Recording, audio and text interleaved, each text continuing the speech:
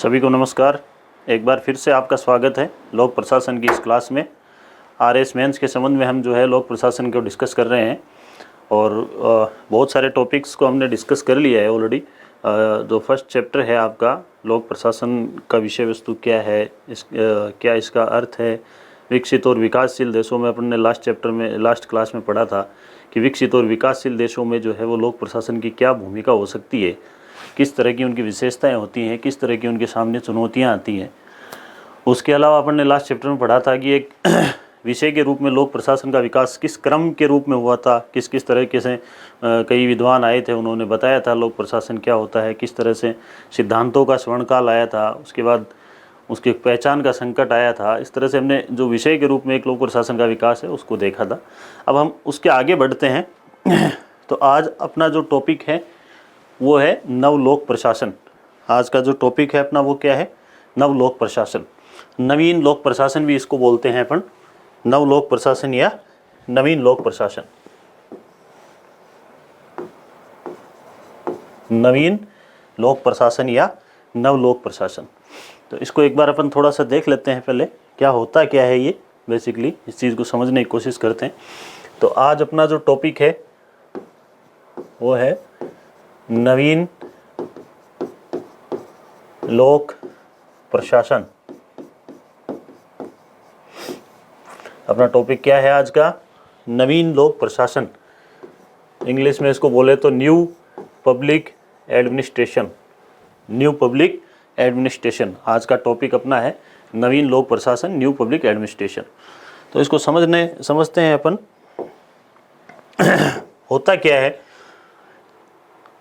जब अपन ने पढ़ा था कि भाई एक विकास जो सब्जेक्ट के रूप में अपन ने लोक प्रशासन के विकास को देखा था, तब अपने देखा था कि भाई अमेरिका के अंदर इसका विकास होता जा रहा है। तो अमेरिका के संबंध में ही अपन ने लोक प्रशासन को पढ़ा था। और अब जो नवीन लोक प्रशासन भी आया है वो भी कहाँ उद्भव होगा उसका, नवीन लोक प्रशासन का, वो भी अमेरिका के संदर्भ में भी अपन इसको पढ़ेंगे। नवीन लोक प्रशासन का एक छोटा सा मीनिंग आप समझें इसको। भाई इसमें नया ऐड क्या हुआ है? नवीन ऐड हुआ है, नयापन आया है। किसमें? लोक प्रशासन में बस एक नयापन आया है। वो नयापन किस लिए आया है कि जब ये 1887 से अपन ने पढ़ा था कि 1887 से एक सब्जेक्ट के रूप में अपन ने इसको पढ़ना स्टार्ट किया था। 1887 से 1926 जो अपना पहला चरण था इसके विकास का, उसके बाद से लेकर के इसमें निरंतर कई विद्वानों ने अपने अपने मत रखे थे। ठीक है। और उसका इस लोक प्रशासन का यूज जो है वो अमेरिका में या फिर जो प्रशासनिक देश हैं वहाँ पर सभी जगह इनका यूज किया जा रहा था। लेकिन हुआ क्या, 1960 के दशक में 1960 के दशक में क्या हुआ कि अमेरिका के अंदर बहुत सारी आर्थिक, सामाजिक, सांस्कृतिक परिस्थितियां क्या हुई, चेंज हुई। और उन चेंज होती हुई परिस्थितियों के अंदर जो आपका ये लोक प्रशासन था, जो अब तक यूज हो रहा था, जिसको पुराना लोक प्रशासन या परंपरागत लोक प्रशासन भी अपन बोल सकते हैं, वो जो है उन समस्याओं को, जो समस्याएं क्रिएट हुई थी अमेरिका में, उनको जो है उनके समाधान में विफल रहा था, उसमें ये असफल रहा। अब जब असफल रहेगा तो कुछ ना कुछ सोचने को मजबूर करेंगे। भाई एक कोई असफल हो गया है कि भाई ये प्रशासन था, काम नहीं कर रहा है, तो अब इसके बारे में कुछ ना कुछ तो अपने को सोचना पड़ेगा कि इसमें अपन क्या चेंज कर सकते हैं कि जिसकी वजह से ये प्रशासन आज भी जो है वो वर्तमान दृष्टि से भी ये प्रासंगिक रह सके। तो इस सोच को लेकर के ही जिस चीज़ का डेवलपमेंट हुआ था, जो चीज़ आगे बढ़ी थी, वो क्या थी? आपकी नवीन लोक प्रशासन। यानी इसके अंतर्गत बहुत सारे ऐसे नवीन तत्व शामिल कर दिए गए थे जिनकी वजह से ये प्रशासन जो है वो वर्तमान परिस्थितियों में, वहाँ की वर्तमान परिस्थितियों में भी प्रासंगिक नजर आने लग गया था। इसलिए इसको क्या कहा गया वहाँ पर? नवीन लोक प्रशासन। अब इसको अपन देखते हैं। अब जैसे इसके नवीन तत्व होंगे क्या, जैसे अपन एक बात करें, जैसे मान लो कि ये अपना परंपरागत लोक प्रशासन था। बेसिक समझते जाएं आप। परंपरागत लोक प्रशासन मतलब जो पहले से चल रहा है। ठीक है। इसमें जो मेन याद रखने वाली बात है ना कि कौन कौन से 4 पॉइंट थे अपने पास, बेसिक 4 पॉइंट थे जो हमने शामिल किए। उन पॉइंट को शामिल करने के बाद में ये जो परंपरागत लोक प्रशासन था आपका, जो पुराना लोक प्रशासन था, वो किस में तब्दील हो गया? नवीन लोक प्रशासन में। अब वो पॉइंट क्या थे? पॉइंट के बारे में एक बार डिस्कस करते हैं। पहला पॉइंट था प्रासंगिकता। इनको डिटेल में अपन और देखेंगे अभी। पहला पॉइंट क्या था? प्रासंगिकता।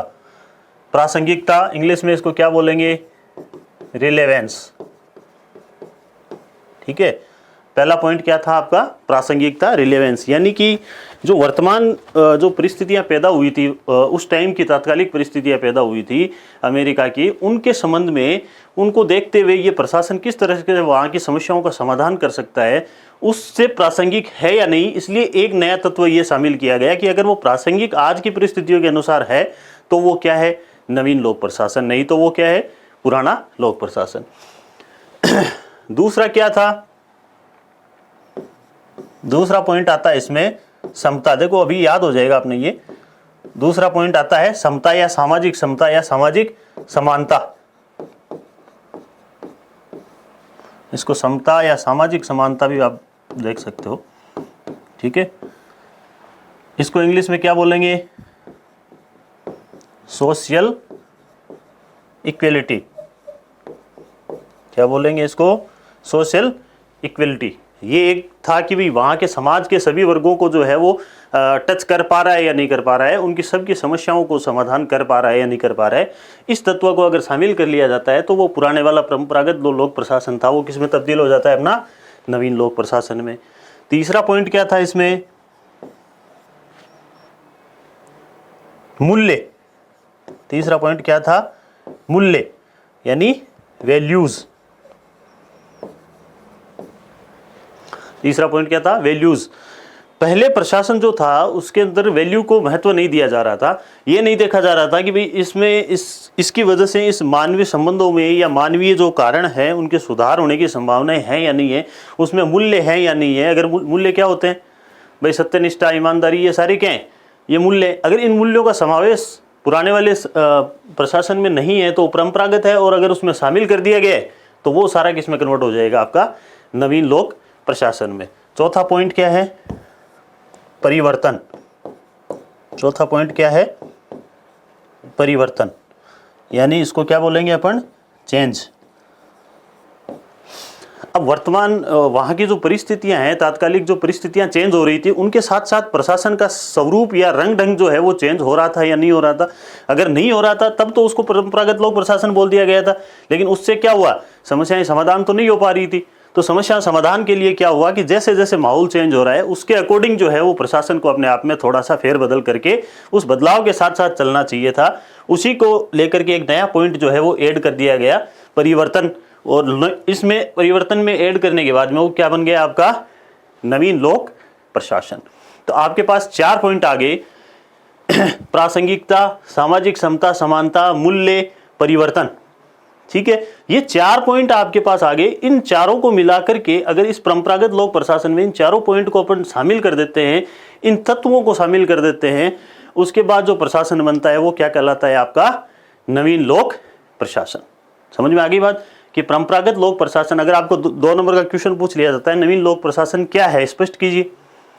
नवीन लोक प्रशासन अगर आपके पास क्वेश्चन आ गया, सभी लिखेंगे, इसको प्रैक्टिस करेंगे कि नवीन लोक प्रशासन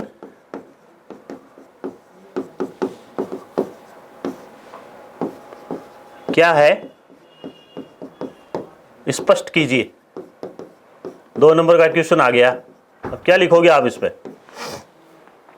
ये आपके पास क्वेश्चन है 2 नंबर का आरपीएससी का, नवीन लोक प्रशासन क्या है, स्पष्ट कीजिए। आपको यही लिखना है, परंपरागत लोक प्रशासन के अंतर्गत तात्कालिक समस्याओं के समाधान के लिए नवीन तत्वों का समावेश किया गया, जैसे प्रासंगिकता, सामाजिक समता, समानता, मूल्य, परिवर्तन। इनके बाद जो प्रशासन का एक नवीन स्वरूप हमारे सामने आया, उसी को क्या कहा जाता है? नवीन लोक प्रशासन। ये आपका 2 नंबर का क्वेश्चन था। आपने इसको अगर इन चारों पॉइंट को शामिल कर लिया तो आपका ये अच्छे से कवर हो जाएगा। अब इन पॉइंट को याद कैसे रखेंगे ये अपन देखते हैं। इसमें अपन क्या करेंगे, बहुत आसान है। प्रासंगिकता इंग्लिश में क्या बोलेंगे? रिलेवेंस। इसका अपन ने क्या उठा लिया? आर उठा लिया। समता या सामाजिक समानता का अपन ने क्या उठा लिया? एस उठा लिया। ठीक है, पहला पॉइंट उठाएंगे। इनके इंग्लिश वर्ड हैं, उनका पहले पॉइंट उठाएंगे अपन। मूल्य, मूल्य का क्या उठा लिया अपन ने? वी। वैल्यूज का क्या उठा लिया V, परिवर्तन यानी चेंज, चेंज का क्या उठा लिया C। तो अपने पास पॉइंट क्या है, देखो पहले का क्या आया R, दूसरे का क्या आया S, तीसरे का वैल्यूज का क्या आया V, परिवर्तन का क्या आया C। बहुत आसान है इसको याद करना। अपना जो मेन डिपार्टमेंट है जहां से अपने को सिलेक्शन लेना है वो क्या है RPSC। P को हटा करके क्या शामिल करना है S, P को हटाकर क्या शामिल करना है RSVC। RSVC क्या हो गया आपका नवीन लोक प्रशासन के तत्व है, नवीन लोक प्रशासन का सार क्या हो गया RSVC। याद रह जाएगा। R का मतलब रिलेवेंस, ठीक है, S का मतलब सोशल इक्विलिटी, S का मतलब सोशल इक्विलिटी, V का मतलब वैल्यूज और C का मतलब क्या हो गया चेंज। बहुत सिंपल है, बहुत आसान है और बहुत ही इंटरेस्टिंग है और बहुत ही इंपॉर्टेंट है एग्जाम की दृष्टि से। आप मान के चलिए नवीन लोक प्रशासन में से हर बार एक क्वेश्चन हमेशा पूछा जाता है, भले ही 2 नंबर का हो, भले ही 5 नंबर का हो, भले ही 10 नंबर का हो, कोई भी क्वेश्चन आए, अगर आपने नवीन लोक प्रशासन की अगर 10 नंबर का क्वेश्चन आता है तो नवीन लोक प्रशासन को आपको समझाना तो पड़ेगा, भूमिका बनानी पड़ेगी 2 लाइन की भले, लेकिन 2 लाइन में अगर आपने ये सब लिख दिया कि नवीन लोक प्रशासन क्या होता है, प्रशासनिक लोक प्रशासन के अंदर इन नवीन तत्वों को शामिल करने के बाद जो प्रशासन हमारे सामने आता है, जो तात्कालिक और वर्तमान परिस्थितियों के समस्याओं के समाधान में कारगर साबित होता है, उसको नवीन लोक प्रशासन कहा गया। इतना अगर आप भूमिका में लिख देंगे तो 1-2 नंबर तो आपके 10 नंबर वाले क्वेश्चन में वैसे भी हो जाएंगे।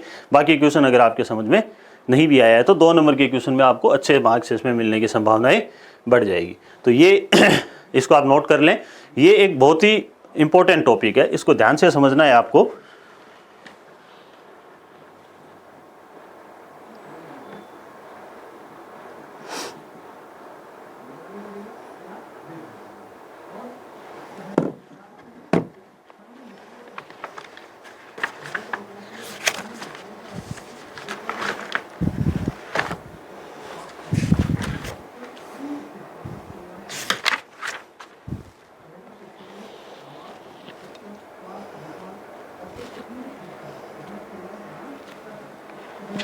ठीक है, आगे चलें, थोड़ा सा इसको और समझते हैं अपन। ये तो एक बेसिक पॉइंट था जो मैंने आपको समझाया। अब अपन थोड़ा सा इसको ये समझते हैं। पहले तो एक चीज आपको ध्यान रखनी है, अब अपन थोड़ा इसको ऐसे समझते हैं, जैसे मान लो कि नवीन लोक प्रशासन था, उसके उदय के क्या कारण रहे होंगे। नवीन लोक प्रशासन है क्या, वो तो अपन ने समझ लिए, इसके उदय के क्या कारण रहे होंगे। तो नवीन लोक प्रशासन के उसको अपन बाद में अच्छे से स्लाइड के अंदर पढ़ेंगे तब आपको और अच्छे से समझ में आ जाएगा। मैं बेसिक आपको समझाना चाह रहा हूँ कि कई बार आपको इतना पढ़ने का टाइम भी नहीं मिलता है, इतनी चीज़ें आप याद भी नहीं रख पाते हो। तो एक बेसिक कंसेप्ट अगर आपके दिमाग में होगा तो RPSC का कोई भी क्वेश्चन आपको अटेंड करने में परेशानी नहीं आएगी। तो नवीन लोक प्रशासन के उदय के कारण,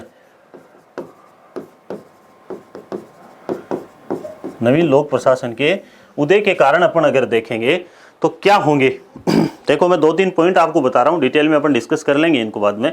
इन पॉइंट को आप याद कर लेना, इन पॉइंट को आप याद कर लेना। इन पॉइंट से मेन 3 ही पॉइंट थे अपने पास में, मेन क्या 4 पॉइंट है अपने पास में। पहला पॉइंट क्या है,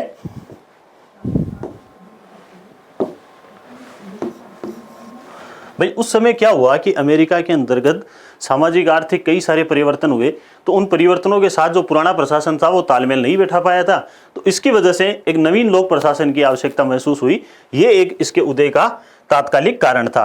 तात्कालिक कारण क्या मान सकते हैं इसको, तात्कालिक कारण क्या था, अमेरिका में तात्कालिक कारण क्या रहा था, अमेरिका में हुए आर्थिक और सामाजिक परिवर्तन, आर्थिक, सामाजिक, सांस्कृतिक, इस तरह के कई सारे परिवर्तन हुए थे जिनके साथ में वर्तमान जो तात्कालिक जो लोक प्रशासन था, जिसको अपन प्रागत लोक प्रशासन कह रहे हैं, वो तालमेल नहीं बैठा पाया था। परिवर्तन, ठीक है, ये तात्कालिक कारण था। उस समय वास्तव में जब जरूरत पड़ी तुरंत, कि क्यों जरूरत पड़ रही है, क्योंकि समस्याएं तो अपने सामने हजारों आ रखी हैं, उनके समाधान के लिए जो प्रशासन अपन यूज कर रहे हैं वो आउटडेटेड हो चुका है, तो इसमें चेंज करने की अपने को आवश्यकता महसूस हुई। दूसरा क्या था, एक उच्च शिक्षा को लेकर के एक प्रतिवेदन आया था, एक रिपोर्ट आई थी, हनी प्रतिवेदन। क्या आई थी? हनी प्रतिवेदन। एक रिपोर्ट आई थी उच्च शिक्षा को लेकर के कि भाई उच्च शिक्षा के अंदर प्रशासन को अपन कैसे बढ़ा सकते हैं, किस तरह से उनको बच्चों को जो है वो सब्जेक्ट के अंदर उनको पढ़ने के लिए मोटिवेट करने के लिए स्कॉलरशिप दे सकते हैं, उनके अलग अलग कोर्सेज अपन अलग अलग तरीके से डिफाइन कर सकते हैं ताकि उनको पढ़ने में आसानी हो, उनको उच्चस्थ कॉलेजों के अंदर भेज करके उसको उनका मोटिवेशन जो है लोक प्रशासन के प्रति जो है उनकी इंटरेस्ट को डेवलप किया जा सके। तो उस संबंध में एक प्रतिवेदन आया था, क्या नाम था उसका? हनी प्रतिवेदन। हनी प्रतिवेदन 1967। ठीक है, हनी प्रतिवेदन कब आया था आपका? 1967 के अंतर्गत। उसके बाद एक सम्मेलन हुआ था अमेरिका के अंदर ही, जगह का नाम था फिलडेल्फिया। जगह का नाम क्या था? फिलडेल्फिया सम्मेलन। क्या नाम था? फिलडेल्फिया। फिलडेल्फिया सम्मेलन जो हुआ था वो अमेरिका के अंदर हुआ और उसके अंदर डिस्कस किया गया कि लोक प्रशासन के सिद्धांत और व्यवहार क्या क्या होने चाहिए, उन सब के बारे में डिस्कस किया गया, जिसमें यह कहा कि वर्तमान जो प्रशासन है वो नहीं बैठ पा रहा है ठीक, अपने को चेंज करने की इसमें आवश्यकता है। तो तीसरा कारण क्या रहा था? फिलडेल्फिया सम्मेलन। ये भी कब हुआ था? 1967 में। ठीक है, अब चौथा कारण क्या था? चौथा कारण हुआ था अमेरिका के अंदर ही कुछ सम्मेलन हुए थे और जिनका नाम क्या है? मीनोब्रुक सम्मेलन। क्या नाम है? मीनोब्रुक सम्मेलन। कितने हुए थे बताओ भाई? मीनोब्रुक सम्मेलन कितने हुए थे? 3। और ये पहला कब हुआ था? पहला हुआ था आपका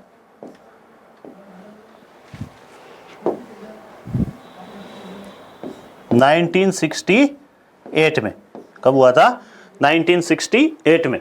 पहला सम्मेलन कब हुआ था? 1968 में। तो अब अगर मान लो कि आपके पास 2 नंबर का क्वेश्चन आ रहा है और आपको ज्यादा लिखने की आवश्यकता नहीं है, इसमें आपने ये पूछ लिया कि नवीन लोक प्रशासन क्या है, तब तो आपको पहले वाला क्वेश्चन मैंने समझा दिया था। अब इसमें क्या क्वेश्चन बनाओगे आप?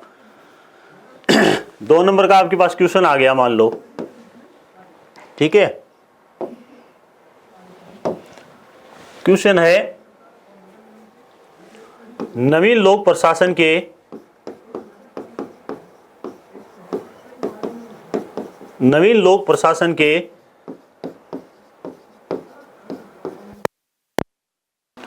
थोड़ा आवाज का इशू हो गया था। तो अपन कहाँ थे? अपन बात कर रहे थे कि माफ कर संग्राम विशेषताएं। आपने लिख दिया अगर ये सब चीजें, परिवर्तन जहां जहां परिवर्तन हो रहे हैं उन परिवर्तनों के साथ साथ अपन क्या कर रहे हैं, अपना जो है परिवर्तन करने के साथ साथ वहाँ की जो समस्याएं हैं उनको समाधान करने की कोशिश करेंगे। प्रशासन में संरचनात्मक परिवर्तन, आपने वहाँ प्रशासन में जो है उसके ढांचे में परिवर्तन करते हुए वर्तमान परिस्थितियों के साथ संबंध बैठा लिए, यानी संबंधनात्मक। ग्राहकोन्मुखी, ग्राहकों को वास्तव में क्या चाहिए, जनता को क्या चाहिए, जनता की क्या डिमांड है, उसके अकॉर्डिंग अपने आप को ढाल लेना जो है ना वो ग्राहकोन्मुखी। मैं का मतलब मूल्योन्मुखी, मूल्य प्रधान होना चाहिए, मूल्य विहीन नहीं होना चाहिए। प्रशासन क्या होना चाहिए? मूल्य प्रधान। अपन ने पढ़े थे ना RSVC, जो मेन पॉइंट क्या थे?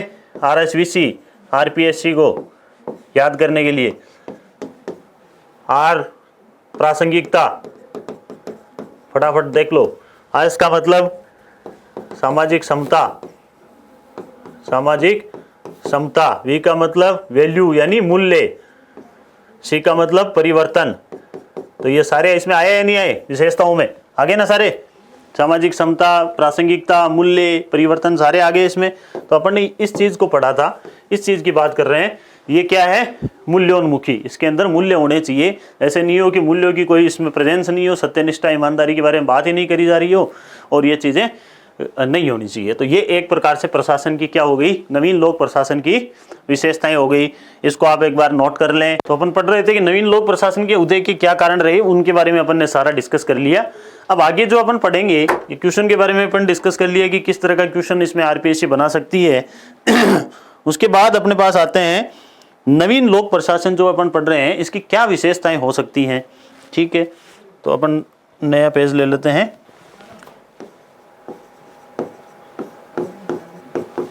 नवीन लोक प्रशासन की विशेषताएं।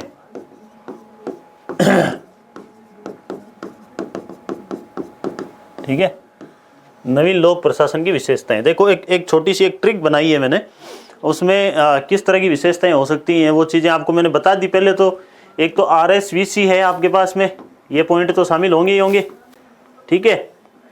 R का मतलब रिलेवेंस, प्रासंगिकता, S का मतलब सामाजिक समता, समानता, वैल्यू, मूल्य, ठीक है, चेंज, परिवर्तन, ये तो शामिल होंगे। इसके अलावा इनके साथ साथ जो है कई सारी और विशेषताएं होती हैं नवीन लोक प्रशासन की, उनको याद करने के लिए एक छोटी सी ट्रिक बनाई है। देखो समझने की कोशिश करते हैं उसको अपन। कई बार क्या होता है, जैसे नाप तोल चल रहा होता है, कोई चीज़ का माप कर रहे होते हैं, तो 2-3 लोगों में आपस में भेदभाव हो जाता है, आपस में लड़ाई हो जाती है। तो माप के ऊपर क्या हो गई, लड़ाई। कोई चीज़ का माप कर रहे थे, मापन कर रहे थे, फील्ड में गए हुए हैं आप, हाँ, जमीन का नाप कर रहे हैं, नाप करते टाइम दोनों काश्तकार आ गए, दोनों संतुष्ट नहीं है, तो माप के ऊपर दोनों में क्या हो गई, लड़ाई हो गई। माप की लड़ाई को क्या कहा जाता है, संग्राम। माप पर संग्राम, जमीन के माप के ऊपर क्या हो गया, घमासान युद्ध हो गया, संग्राम हो गया, लड़ाई हो गई, ठीक है। इसको समझने की कोशिश करते हैं। इसको प्रे मानना है अपने को, क्या मानना है, प्रे, ठीक है। माप प्रे संग्राम, ये एक छोटी सी ट्रिक है जो सारी विशेषताएं कवर कर लेती है। नवीन लोक प्रशासन की क्या विशेषताएं होती हैं उसको देखो, इसमें क्या क्या है। माँ का मतलब क्या हो गया, मानवोन्मुखी। माँ का मतलब क्या हो गया, मानवोन्मुखी। ये नवीन लोक प्रशासन की एक विशेषता है, मानवोन्मुखी, कि मानव उन्मुख होता है। पै का मतलब क्या हो गया, परिवर्तन। पै का मतलब क्या हो गया, परिवर्तन या नवीनता, ठीक है।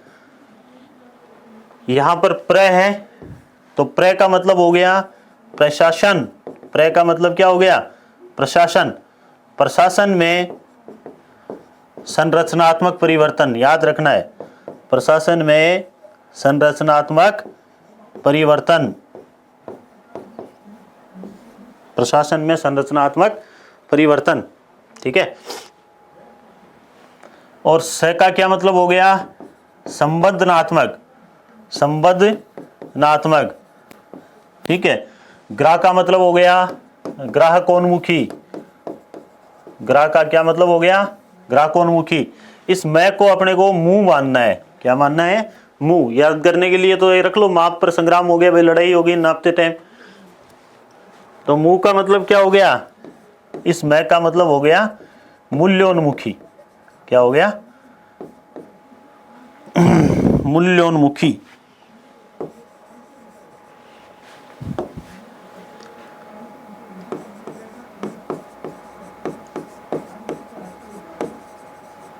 ठीक है, मूल्योन्मुखी। ये सारी क्या हो गई, नवीन लोक प्रशासन की विशेषताएं हो गई। आपको याद रखनी है, याद आसानी से आप इसको रख सकते हो, अपनी ट्रिप का आप भी बना सकते हो। मैंने एक छोटा सा प्रयास किया है कि इस तरह से अपन इनकी विशेषताओं को याद रख सकते हैं। माप पर संग्राम, माँ का मतलब हो गया मानवोन्मुखी, पै का मतलब परिवर्तन या नवीनता, प्र का मतलब प्रशासन में संरचनात्मक परिवर्तन, सं का मतलब संबंधनात्मक, ग्रा का मतलब ग्राहकोन्मुखी, मै का मतलब मूल्योन्मुखी।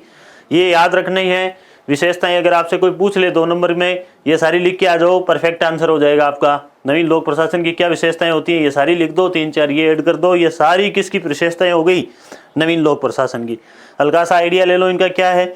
मानवोन्मुखी का क्या मतलब होता है, भाई मानव का ख्याल रखना है, मानवीय दृष्टिकोण को इसमें शामिल करते हुए प्रशासन को परिवर्तन करना है, चेंज करना है, आगे बढ़ते जाना है, ठीक है।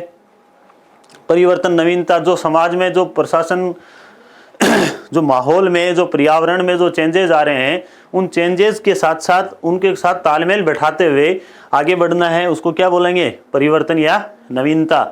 प्रशासन में संरचनात्मक परिवर्तन, ढांचे में परिवर्तन आवश्यक होता है। सबको उसकी इकाई छोटी कर दो, आदमी कम रख लो या ज़्यादा रख लो, जरूरत के हिसाब से काम करो, ये सारा नवीन लोक प्रशासन की विशेषता है। उसके बाद संग्राम, ठीक है। संग्राम में संबंधनात्मक, संबंधनात्मक मतलब सभी के साथ तालमेल बैठाते हुए, पॉलिटिक्स और जो आपकी एडमिनिस्ट्रेशन है, सबका संबंधों के साथ में तालमेल बैठाते हुए मानवीय दृष्टिकोण को अपनाते हुए आगे बढ़ना है, नवीन लोक प्रशासन की विशेषता हो जाएगी। ग्राहक का मतलब ग्राहकोन्मुखी, ग्राहकों को वास्तव में किस चीज़ की नीड है, क्या वो चाहिए, क्या उनकी डिमांड है, वो सारा किस में आ जाएगा, ग्राहकोन्मुखी में। मूल्योन्मुखी, मूल्यों को शामिल करना है, ये जो मूल्य है इनको शामिल करना है। मूल्य क्या होते हैं? सत्यनिष्ठा, ईमानदारी, ये सारे, करुणा, दया, ये सारे क्या होते हैं? मूल्य। इन मूल्यों को शामिल करते हुए आम आदमी का ध्यान रखते हुए अपने को आगे बढ़ना होता है, उसको कहते हैं मूल्योन्मुखी। हर जो प्रशासक होता है उसकी एक स्वयं की जिम्मेदारी होनी चाहिए कि मेरी जिम्मेदारी है, उत्तरदायित्व है, जवाबदेहिता है कि मेरे को ये काम कर रहा हूँ तो उसमें मैं हर पक्ष का, हर व्यक्ति का, हर समाज का ध्यान रखते हुए आगे बढ़ूँ, उसको कहा जाता है मूल्योन्मुखी। ठीक है, तो नवीन लोक प्रशासन की ये सारी क्या हो गई आपकी विशेषताएं, इनको ध्यान रखना है। 2 नंबर का क्वेश्चन हो, 5 नंबर का क्वेश्चन हो, चाहे 10 नंबर का क्वेश्चन हो, तीनों इसमें बन सकते हैं। 2 नंबर का बनता है तो आप इसके नाम लिख के आ जाओ। बस याद आपको करने की ट्रिक क्या है? माप पर संग्राम हो गया, जमीन नाप करते हुए टाइम पे लड़ाई हो गई, माफ करते हुए लड़ाई हो गई, संग्राम हो गया, उससे आपको ये याद रह जाएंगे, तो याद रखना है। ठीक है, जब 5 नंबर का क्वेश्चन आता है तो एक एक लाइन में इनको सबको एक्सप्लेन करते हुए आगे बढ़ जाओ। 10 नंबर का आता है तो 2-2 लाइन में एक्सप्लेन करते हुए आगे बढ़ जाओ। चीज़ वही रहनी है, नवीन लोक प्रशासन की विशेषता में चीज़ वही रहनी है जो आपको पॉइंट मैंने आपको बता दिए। ठीक है, देख लो इसको एक बार।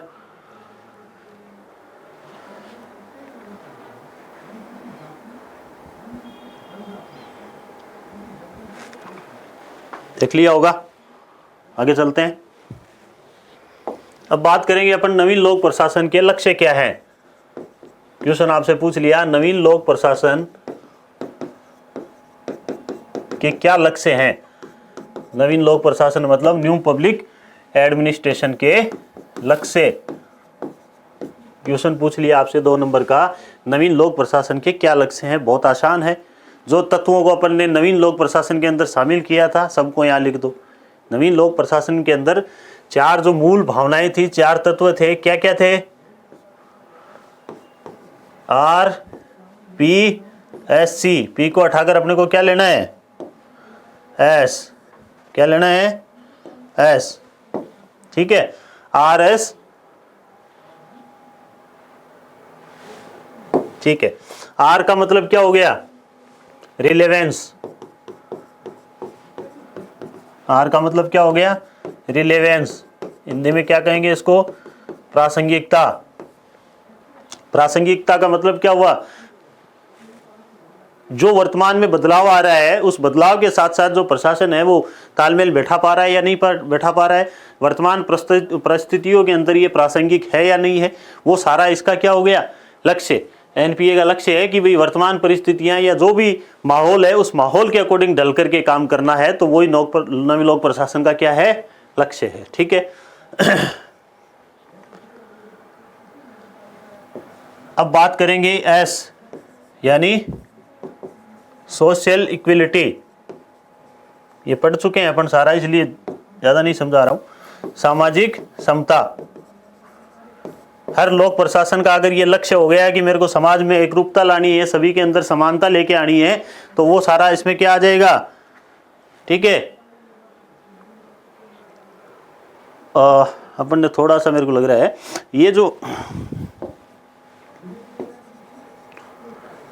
ये पॉइंट है ना, ये पॉइंट इसका है। ठीक है, ये पी के अंदर अपने को वी शामिल करना है। पी को हटाकर क्या लगाना है? आरपीएससी के पी को हटाकर क्या लगाना है? वी। तो वी का मतलब क्या हो गया? वैल्यू। वी का मतलब क्या हो गया? वैल्यू, मूल्य। तो मूल्य प्रधान होना चाहिए प्रशासन, मूल्य होने चाहिए सभी प्रशासकों में, सत्यनिष्ठा, ईमानदारी, करुणा, दया, ये सारे होने चाहिए, तब वो क्या हो जाएगा? इसका लक्ष्य। इन लक्ष्यों को प्राप्त करना ही इसका मेन मोटिव है। ठीक है, सी का मतलब क्या हो गया? चेंज यानी परिवर्तन। ठीक है, ये सब अगर तत्व शामिल हो गए, यही तो लोक प्रशासन का क्या है? लक्ष्य है। यही लोक प्रशासन के तत्व है, यही इसमें नवीनता है जो इसको परंपरागत लोक प्रशासन से क्या करती है? अलग करती है। याद रखने का तरीका बता दिया है। आरपीएससी के पी को हटा दो, वी कर दो और एससी हो जाएगा। आर का रिलेवेंस, वी का मतलब वैल्यू, एस का मतलब सोशल इक्विलिटी, सी का मतलब चेंज। 2 नंबर का क्वेश्चन कंप्लीट। 5 नंबर में भी आ सकता है। 5 नंबर में आपको बता दिए जो चीज़ें मैंने समझाई है उनको डिटेल में थोड़ा थोड़ा एक एक लाइन लिख दो, 5 नंबर का क्वेश्चन आपका कंप्लीट हो जाएगा। 10 नंबर में वही बात है, इसको बढ़ा के ही अपने को लिखना होता है, बस चीज़ों का प्रेजेंटेशन थोड़ा सा आपका डिफरेंट होना चाहिए। बाकी चीज़ मोटिव तो वही है, नवीन लोक प्रशासन के लक्ष्य आपको पूछ ले तो इसके अलावा क्या होगा? कोई नहीं, इसके अलावा कुछ नहीं है। आपको यही चीज़ें हैं, यही आपको समझते जाना है, यही 5 में, 2 में, 10 में जैसा पूछती है आरपीएससी उसी में लिखते जाना है। ठीक है, देख लो इसको एक बार।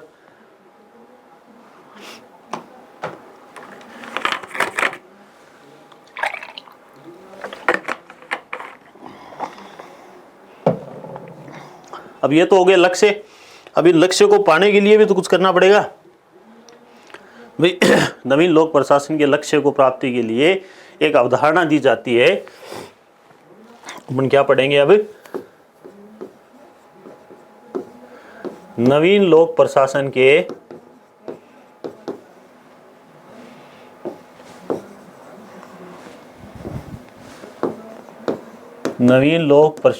के एनपीए के लक्ष्यों को प्राप्त करने के लिए 4D अवधारणा, क्या है? 4D अवधारणा। भाई लक्ष्य आपको बता ही दिए, आरएसवीसी, ठीक है, और आरवीएससी, सॉरी आरएसवीसी नहीं, आरवीएससी। और जो नवीन लोक इनके लक्ष्य हैं, इनको प्राप्त करने के लिए एक अवधारणा दी जाती है 4D अवधारणा। उसमें ये बताया गया है कि किस किस तरीके से कौन कौन सी चीज़ों को सम्मिलित करते हुए आप इन लक्ष्यों को प्राप्त कर सकते हैं। तो वो अवधारणा क्या है आपकी? 4D अवधारणा। क्या है इसमें देखते हैं। 4D का मतलब क्या है? इसमें 4D है। क्या है इसका मतलब? 4D, 1, 2, 3 और 4। क्या है इसमें? 4D है, ठीक है। अब इन D में 4 जो D दे रखे हैं, इन सब का मीनिंग अलग अलग है। इनको अपन समझते हैं कि क्या क्या है। D, फर्स्ट जो D है, फर्स्ट जो D है इसका मतलब है डिसेंट्रलाइजेशन।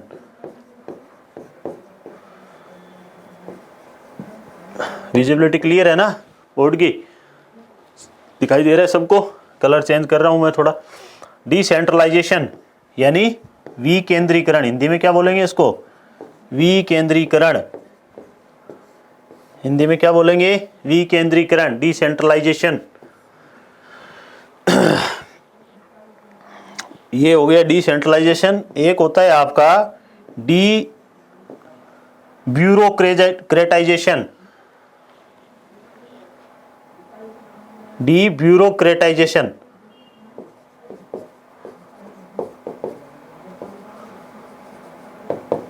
ब्यूरोक्रेसी का मतलब समझते हो ना? ठीक है। डी ब्यूरोक्रेटाइजेशन मतलब वी नौकरशाहीकरण। डी ब्यूरोक्रेटाइजेशन का मतलब क्या हो गया? नौकरशाहीकरण, ठीक है। ब्यूरोक्रेटाइजेशन यानी हिंदी में क्या बोलेंगे इसको? वी नौकरशाहीकरण। हिंदी में क्या मतलब होता है? वी नौकरशाहीकरण, ठीक है। तीसरे डी का मतलब क्या हुआ? डेलीगेशन। इनको डिटेल में अपन आगे जाकर के पढ़ेंगे, इनके अलग से चैप्टर हैं सबके। डेलीगेशन का मतलब होता है प्रत्यायोजन। डेलीगेशन का क्या मतलब होता है? प्रत्यायोजन। प्रत्यायोजन क्या होता है? एक व्यक्ति द्वारा अपनी जो पावर्स हैं उनको काम चलाने के लिए या काम ना रुके इसके लिए कई बार अगर वो एब्सेंट होता है तो अपनी जो पावर है उनको डेलीगेट कर देता है। पावर क्या कर देता है? डेलीगेट कर देता है, ताकि उनकी अनुपस्थिति के अंदर भी सारा काम जो है वो चल सके। चौथे डी का मतलब क्या हो गया? यहां लिख देता हूं। चौथे डी का मतलब हो गया डेमोक्रेटाइजेशन। चौथे डी का मतलब क्या हो गया? डेमोक्रेटाइजेशन, ठीक है, यानी लोकतांत्रिकरण।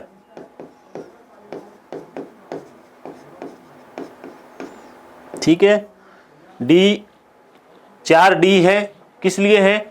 अगर अपने को नवीन लोक प्रशासन के जो लक्ष्य अपन ने पढ़े हैं उनको प्राप्त करना है तो उससे संबंधित अपने पास 4D अवधारणा आती है। 4D अवधारणा का मतलब हो गया इसमें 4D शामिल है। पहले डी का मतलब हो गया डिसेंट्रलाइजेशन, यानी पावर को आपको क्या करना पड़ेगा? विकेंद्रीकरण। प्रशासन में पावर जो है वो सब में बांटनी पड़ेगी और सबको उन पावर के अकॉर्डिंग जवाबदेहिता उत्तरदायित्व निर्धारित करना पड़ेगा। उसके बाद अपन इन लक्ष्यों की प्राप्ति कर सकते हैं। आगे आता है विनौकरशाहीकरण, डी ब्यूरोक्रेटाइजेशन। डी ब्यूरोक्रेटाइजेशन का मतलब हो गया विनौकरशाहीकरण, यानी आकार में बदलाव करना। नौकरशाही में कई बार इनको बढ़ा देना, कई बार इनको घटा देना जरूरत के हिसाब से, तब अपन नवीन लोक प्रशासन के लक्ष्यों की प्राप्ति कर सकते हैं। डेलीगेशन, अपनी पावर दे देना ताकि किसी की अनुपस्थिति में कोई काम नहीं रुके।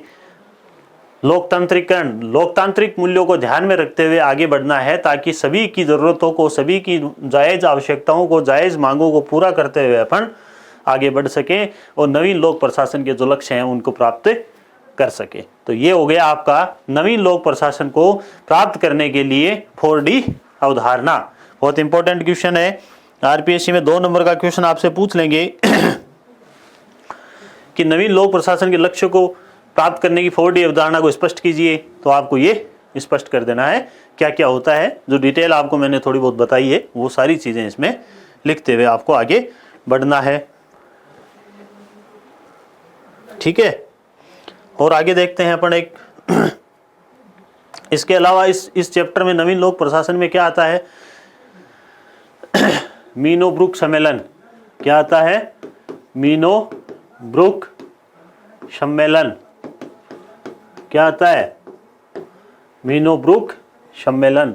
कहाँ हुए थे? अमेरिका में, ठीक है। डिटेल में अपन बाद में पढ़ेंगे, थोड़ा सा इसको ध्यान रख लो। 3 मीनो ब्रुक सम्मेलन हुए हैं अभी तक। किस लिए? नवीन लोक प्रशासन की अवधारणा को स्पष्ट करने के लिए। उनसे संबंधित संगोष्ठियां आयोजित हुई हैं, कई सारे विद्वान इकट्ठा होकर के इन्होंने आपस में राय मशवरा करके किया है कि नवीन लोक प्रशासन क्या होना चाहिए, किस तरह से परंपरागत लोक प्रशासन जो है उसमें अपन सुधार कर सकते हैं। तो ये चीज़ें इसमें इन्होंने शामिल करी है। 3 हुए हैं अभी तक, फिलहाल इतना ही याद रखो, बाकी अपन डिटेल में अभी पढ़ते हैं। 1968, 1988,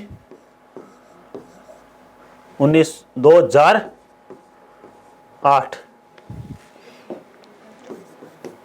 ठीक है। 20-20 सालों का अंतर है सभी में। कितना है? 20-20 सालों का अंतर। 1968 प्लस 20 साल प्लस 20 साल 2008, ठीक है। डेट अगर याद रखना चाहो तो ये 3 से 7 सितंबर 2008, ये भी 3 से 7 सितंबर 1968, ठीक है। और ये था आपका 22 से 25 सितंबर, ठीक है। ये चीज़ें आपको याद रखना है कि 3 मीनो ब्रुक सम्मेलन हुए हैं। 3 कौन कौन से हुए हैं? एक आपका हुआ है 1968 में, एक हुआ है 1988 20 साल बाद में, और एक उसके 20 साल बाद में 2008 में, ठीक है। और ये इनकी डेट है 22 से 25। इनको डिटेल में अपन पढ़ेंगे। तो नवीन लोक प्रशासन का जो बेसिक कंसेप्ट था वो आपको मैंने अभी समझा दिया है कि क्या होता है नवीन लोक प्रशासन, कौन कौन से इसमें तत्व शामिल होते हैं, क्या इनकी विशेषताएं होती हैं, किस तरह से इनको आगे बढ़ाया जाता है, क्या क्या इनके नवीन लोक प्रशासन के लक्ष्य होते हैं, उन लक्ष्यों को प्राप्त करने के लिए क्या अवधारणा होती है, 4D अवधारणा जिसके बारे में अपन ने पढ़ा। इसके अलावा ये कौन से इसमें इंपॉर्टेंट सम्मेलन थे जो हनी प्रतिवेदन वगैरह, फिलडेल्फिया सम्मेलन। उसके बाद सबसे इम्पोर्टेंट जो था, जो रीढ़ की हड्डी माना जाता है लोक प्रशासन, नवीन लोक प्रशासन की, वो क्या थे? मीनो ब्रुक सम्मेलन, जो कहाँ हुए थे? अमेरिका में 1968, 88 और 2008 में 3 सम्मेलन हुए थे। तो ये तो बेसिक कंसेप्ट था जो आपको समझने की आवश्यकता थी। अब इसको अपन स्लाइड के तौर पे डिटेल में पढ़ते हैं, ठीक है। टॉपिक क्या है अपना? नवीन लोक प्रशासन, ठीक है। अब स्लाइड में अंदर में आपको सारी चीज़ें वही आनी है जो मैंने आपको अच्छे से समझा दी हैं पहले। अब अपने को स्लाइड को थोड़ा थोड़ा धीरे धीरे समझते हुए आगे बढ़ते चलना है। नवीन लोक प्रशासन क्या है? 1887 में क्या हुआ? अमेरिका में लोक प्रशासन को एक व्यवस्था के रूप में राजनीतिक प्रशासनिक अधिकारियों से पृथक किया गया था। ध्यान है आपको 1887 में क्या हुआ था भाई? पहला जो चरण था ना इसका, पहला चरण क्या था विषय के रूप में इसके विकास का? प्रशासन, राजनीति, द्विविभाजन। राजनीति और प्रशासन का क्या था? द्विविभाजन, ठीक है। ये कब हुआ था आपका? 1887 के अंदर। ये आपका कब हुआ था? 1887 में अमेरिका में लोक प्रशासन को एक व्यवस्था के रूप में राजनीतिक प्रशासनिक अधिकारियों से क्या किया गया था? पृथक किया गया था। ये 2 चीज़ें अपन ने अभी समझी हैं। ठीक है। 1887 के पश्चात क्या हुआ? 1887 के पश्चात अमेरिका में जो प्रशासन की विशेषताएं थी उसमें क्या क्या विशेषताएं पनपी? एक, पहली, राजनीति प्रशासन में द्विविभाजन हो गया, ठीक है, क्योंकि इसका एक पहला चरण कंप्लीट हो गया था। इसके साथ केंद्रीकरण के साथ ये आगे बढ़ रहे थे। भाई केंद्रीकरण, इसमें विकेंद्रीकरण को शामिल नहीं किया गया था, इसमें क्या था? केंद्रीकरण। पद सोपान के ऊपर बल दिया गया था। पद सोपान का मतलब आपको मैंने बताया था, एक हायरार्की होती है जिसमें उच्चस्थ अधिकारियों से लेकर के निम्नस्थ अधिकारियों तक सभी को कार्य विभाजन दिया जाता है और एक हायरार्की सेट की जाती है, ठीक है।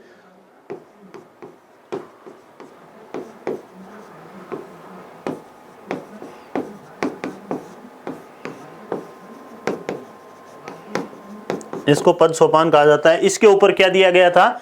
बल दिया गया था। जनता के प्रति नकारात्मक दृष्टिकोण था। इसका क्या था? जनता के प्रति नकारात्मक। भाई ये चीजें थी, इसीलिए तो क्या हुआ था, बाद में आवश्यकता महसूस हुई कि ये चीजें तो काम नहीं कर रही हैं, अपने को इनको आगे बढ़ते हुए क्या करना है नए लोक प्रशासन की आवश्यकता महसूस होने लग गई। क्यों?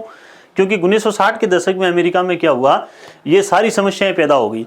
1960 के दशक में ये सारी समस्याएं पैदा हो गई। गरीबी वहाँ बढ़ गई, बेरोजगारी बढ़ गई, शहरीकरण बहुत तीव्र गति से होने लग गया, पर्यावरण प्रदूषण वहाँ पर बहुत ज़्यादा हो गया, बस्तियाँ, गंदी बस्तियों का ज़्यादा वहाँ पर प्रभाव होने लग गया था। इन सब की आवश्यकताओं के साथ इन सब जो परेशानियाँ थी, जो समस्याएं थी, इन समस्याओं के समाधान के लिए कुछ ना कुछ तो नया करने की आवश्यकता थी, है ना। इन समस्याओं के समाधान के लिए जो उस टाइम लोक प्रशासन था वो ढंग से तालमेल नहीं बैठा पा रहा था, इसलिए इनके समस्याओं के समाधान के लिए जिस चीज़ की आवश्यकता पड़ी वो क्या हो गया, अपना नवीन लोक प्रशासन। क्या हो गया? नवीन लोक प्रशासन। इन सब समस्याओं के समाधान के लिए अपने पास जो प्रशासन अपन ने डेवलप किया उस टाइम पर, उसको कहा गया नवीन लोक प्रशासन। अब अपन देखते हैं नवीन लोक प्रशासन की क्या परिभाषा होती है। चीज तो वही है कि इसमें नए तत्वों को शामिल कर दिया। कौन कौन से शामिल कर दिए? शामिल कौन से कर दिए बताओ भाई? अभी अपन पढ़ के आए हैं यार।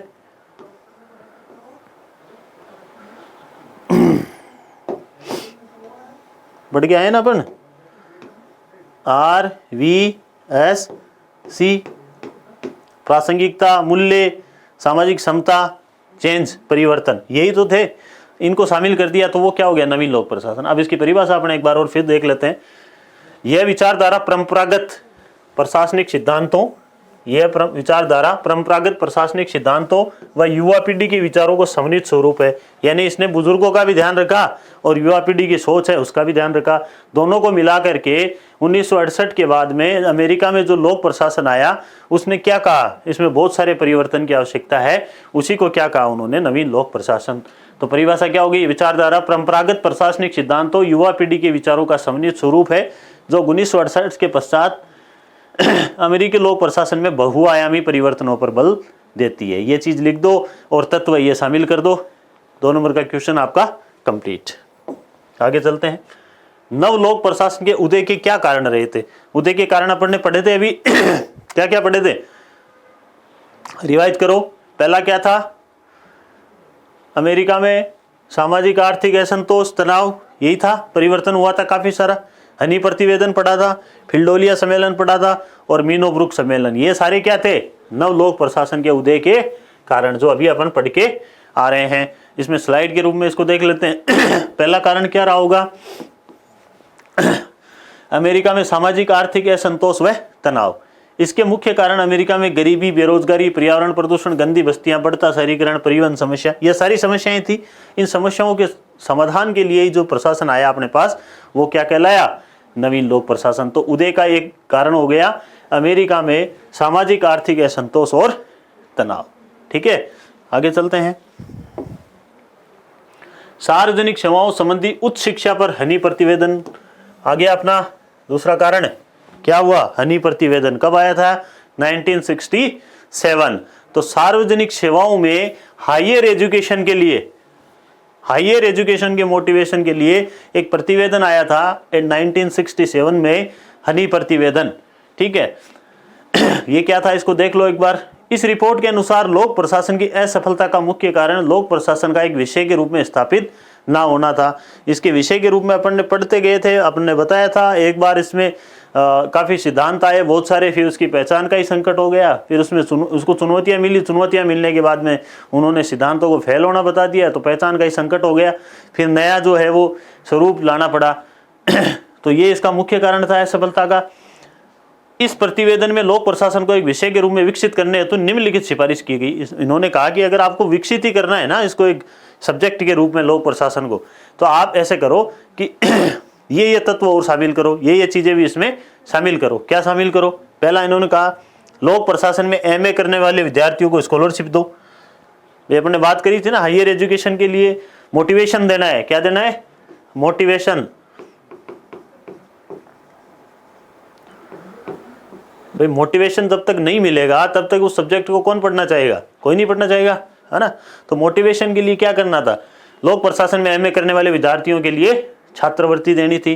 लोक प्रशासन में शोध करने वाले शोधार्थी हो तो आर्थिक अनुदान व सहायता। वही बात है, अगर रिसर्च कोई आदमी कर रहा है तो भाई उसको पैसे की आवश्यकता भी होगी, भाई पैसा भी चाहिए उसको, तो पैसे की आवश्यकता के लिए भी उनको पैसा अवेलेबल कराया जाए, ये भी उन्होंने कहा था उच्च शिक्षा प्रतिवेदन, हनी प्रतिवेदन के अंतर्गत। ठीक है। लोक प्रशासन में शोध अनुसंधान कार्यों हेतु नीपा की स्थापना। नीपा क्या था? एन का मतलब नेशनल। देखो नीपा क्या है? इन्होंने कहा कि एक इंस्टीट्यूट तो बनाओ कम से कम, भाई रिसर्च वगैरह के लिए आप फंड दे रहे हो उनको, एमए की पढ़ाई के लिए आप कह रहे हो कि भाई ठीक है छात्रवृत्ति दो, इसके साथ साथ एक इंस्टीट्यूट तो बनाओ। आप एक इंस्टीट्यूट बनाओ जिसमें सिर्फ इनके बारे में पढ़ाई कराई जाए। ठीक है। नेशनल, क्या नाम है इसका? नेशनल, आई का मतलब इंस्टीट्यूट ऑफ, पी का मतलब क्या हो गया? पब्लिक, एक का मतलब एडमिनिस्ट्रेशन। ठीक है। नीपा क्या हो गया? National institute of public administration. ठीक है। तो ये नीपा की स्थापना के ऊपर कहा हनी प्रतिवेदन में, ये देखो आगे आई गया इसका नाम, Nipah, national institute of public administration. ठीक है। लोक सेवकों के प्रशिक्षण हेतु त्रिस्तरीय व्यवस्था की जानी चाहिए था। हनी प्रतिवेदन में क्या कहा कि इनके जो प्रशिक्षण है उस प्रशिक्षण को आप त्रिस्तरीय व्यवस्था में डिवाइड करो। कौन कौन सी त्रिव्यवस्थाएं? केंद्र, राज्य और स्थानीय स्तर पर प्रशिक्षण केंद्रों की स्थापना करो। एक तो आपने कर दिया दिल्ली के अंदर, ठीक है, एक कर दिया जयपुर के अंदर। उसके बाद जितने भी ब्लॉक्स हैं, ब्लॉक्स का मतलब उपखंड वगैरह जो भी हैं, पंचायत समितियां हैं, वहां पर आप जो है इनके जो है वो केंद्र स्थापित करो। ये दिल्ली जयपुर में ये स्थापित नहीं हुए थे, मैं आपको समझा रहा हूँ कि केंद्र का मतलब क्या हो गया। अगर आपने एक दिल्ली में एस्टेब्लिश कर लिया, एक जयपुर में स्टेट में कर लिया, एक स्थानीय स्तर में जितने ब्लॉक्स हैं वहां पर सारा कर लिया। ये हनी प्रतिवेदन था। आपको 2 नंबर क्वेश्चन में ये भी पूछ सकते हैं हनी प्रतिवेदन क्या है। हनी प्रतिवेदन क्या था? हनी प्रतिवेदन में यही था कि भाई इन्होंने क्या किया कि लोक प्रशासन को आप सब्जेक्ट के रूप में डिफाइन तो कर नहीं पाए हो। अगर करना चाहते हो तो आपको ये चीजें शामिल करनी पड़ेंगी। एक तो आप एमए के विद्यार्थियों के लिए छात्रवृत्ति दो, उसके अलावा जो विद्यार्थी रिसर्च करना चाहते हैं उनको आप इकोनॉमिकल स्ट्रेंथ करो, उनको बजट उपलब्ध कराओ। ठीक है। अनुसंधान के लिए एक नीपा की स्थापना, national institute of public administration. ठीक है, नीपा की स्थापना करें। लोक सेवकों के प्रशिक्षण के लिए त्रिस्तरीय व्यवस्था की जानी चाहिए, जिसमें एक केंद्र, एक राज्य और एक स्थानीय स्तर पर ही उनके प्रशिक्षण केंद्रों, उनके ट्रेनिंग सेंटर्स को जो है उनको एस्टेब्लिश करना है। क्या करना है? ट्रेनिंग सेंटर बनाने, और उस ट्रेनिंग सेंटर में उनको लोक प्रशासन के बारे में बताना है, सिखाना है। ठीक है। ये क्या हो गया? दूसरा कारण। पहला क्या रहा? असंतोष, अमेरिका के अंदर सामाजिक आर्थिक असंतोष और तनाव हो गया था। दूसरा क्या रहा? हनी प्रतिवेदन जो अपन ने बात की थी। तीसरा फिलाडेल्फिया सम्मेलन था। तीसरा क्या था? फिलाडेल्फिया सम्मेलन। लोक प्रशासन के सिद्धांत एवं व्यवहार संबंधित फिलाडेल्फिया सम्मेलन। लोक प्रशासन के सिद्धांत एवं व्यवहार संबंधी फिलाडेल्फिया सम्मेलन कब हुआ था? ये 1967। कब हुआ था? 1967। अध्यक्षता किसने करी थी? Charles worth. किसने करी थी? चार्ल्स वर्थ ने अध्यक्षता करी थी इनकी, चार्ल्स वर्थ ने। अब बात आती है कि इस सम्मेलन के अंदर कौन से मुद्दों के ऊपर चर्चा की गई। इस सम्मेलन के अंदर कौन से मुद्दों पर चर्चा कर दी गई थी वो देख लेते हैं अपन। एक तो इन्होंने कहा था कि राजनीति प्रशासन द्विविभाजन का खंडन किया है, वही बात आ गई चुनौतियों वाली पहचान, जो सिद्धांत दिए लोक प्रशासन के, उसके बाद चुनौती आई ना कि भी ये प्रशासन जो है ना वो राजनीति से अलग नहीं है, उसका खंडन भी उन्होंने भी किया था फिलाडेल्फिया सम्मेलन में। अध्यक्ष कौन थे? Charles worth. कौन थे? चार्ल्स वर्थ फिलाडेल्फिया सम्मेलन 1967, जो लोक प्रशासन के उदय के कारणों का एक स्पष्ट कारण था। तीसरा, ठीक है, दूसरा क्या था? फिलाडेल्फिया हनी प्रतिवेदन, ये क्या है? 2 नंबर का, ठीक है। तीसरा कारण क्या है? फिलाडेल्फिया सम्मेलन, ठीक है, ये हो गया आपका। इसके अध्यक्ष हैं चार्ल्स वर्थ। मुद्दे क्या थे? पहला मुद्दा हो गया राजनीतिक प्रशासन द्विविभाजन को उन्होंने नकार दिया। उन्होंने कहा कि कोई अलग नहीं है सब्जेक्ट, ये राजनीति विज्ञान का ही पार्ट है। पद सोपान में लचीलापन होना चाहिए, ये नहीं कि हार्ड एंड फास्ट कठोरपन आपने ला दिया कि कोई अधिकारी नहीं है तो उसका काम ही नहीं होगा। पद सोपान को स्किप करते हुए आगे बढ़ सकते हैं, लचीलापन लेकर के आए थे। केंद्रीकरण के स्थान पे इन्होंने क्या कहा? प्रशासन में क्या होना चाहिए? विकेंद्रीकरण। क्या होना चाहिए? विकेंद्रीकरण। इस मुद्दों पर चर्चा हुई थी। विकेंद्रीकरण, केंद्रीकरण, विकेंद्रीकरण समझ गए ना? केंद्रीकरण तो क्या हुआ? ये एक ही आदमी है, ठीक है, इस आदमी से ही सारे ऑर्डर क्या हो रहे हैं? पास हो रहे हैं। बीच में इन्होंने क्या किया? इस यहाँ पे जो आदमी बैठे हुए हैं उन सब में भी शक्तियों को क्या कर दिया? डिसेंट्रलाइज कर दिया। यहाँ तक भी शक्तियों को पहुंचा दिया विकेंद्रीकरण करके, उसको कहा जाता है। तो विकेंद्रीकरण की चर्चा किस में की गई थी? फिलाडेल्फिया सम्मेलन में। आगे लोक प्रशासन को गरीबी बेरोजगारी का तार्किक समाधान करना चाहिए, ये तो जनरल सी बात थी, इसी के कारण तो ये उदय हुआ था। आर्थिक असंतोष, जो समस्याएं पैदा हुई, उन समस्याओं का समाधान ही तो नहीं कर पा रहा था। जो पुराना परंपरागत लोक प्रशासन था वो इन समस्याओं का समाधान नहीं कर पा रहा था, इसीलिए तो ये आगे बढ़े थे नवीन लोक प्रशासन की तरफ। तो ये आपके क्या हो गया? फिलाडेल्फिया सम्मेलन। ये क्या हो गया? फिलाडेल्फिया सम्मेलन। आगे इसमें 1-2 बात और है। लोक प्रशासन में ग्राहकोन्मुखता, अपन ने विशेषताएं पढ़ी थी। विशेषताओं में क्या पढ़ा था?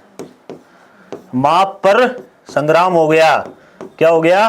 माप पर संग्राम हो गया ना। इसमें ये जो ग्राह था वो क्या था?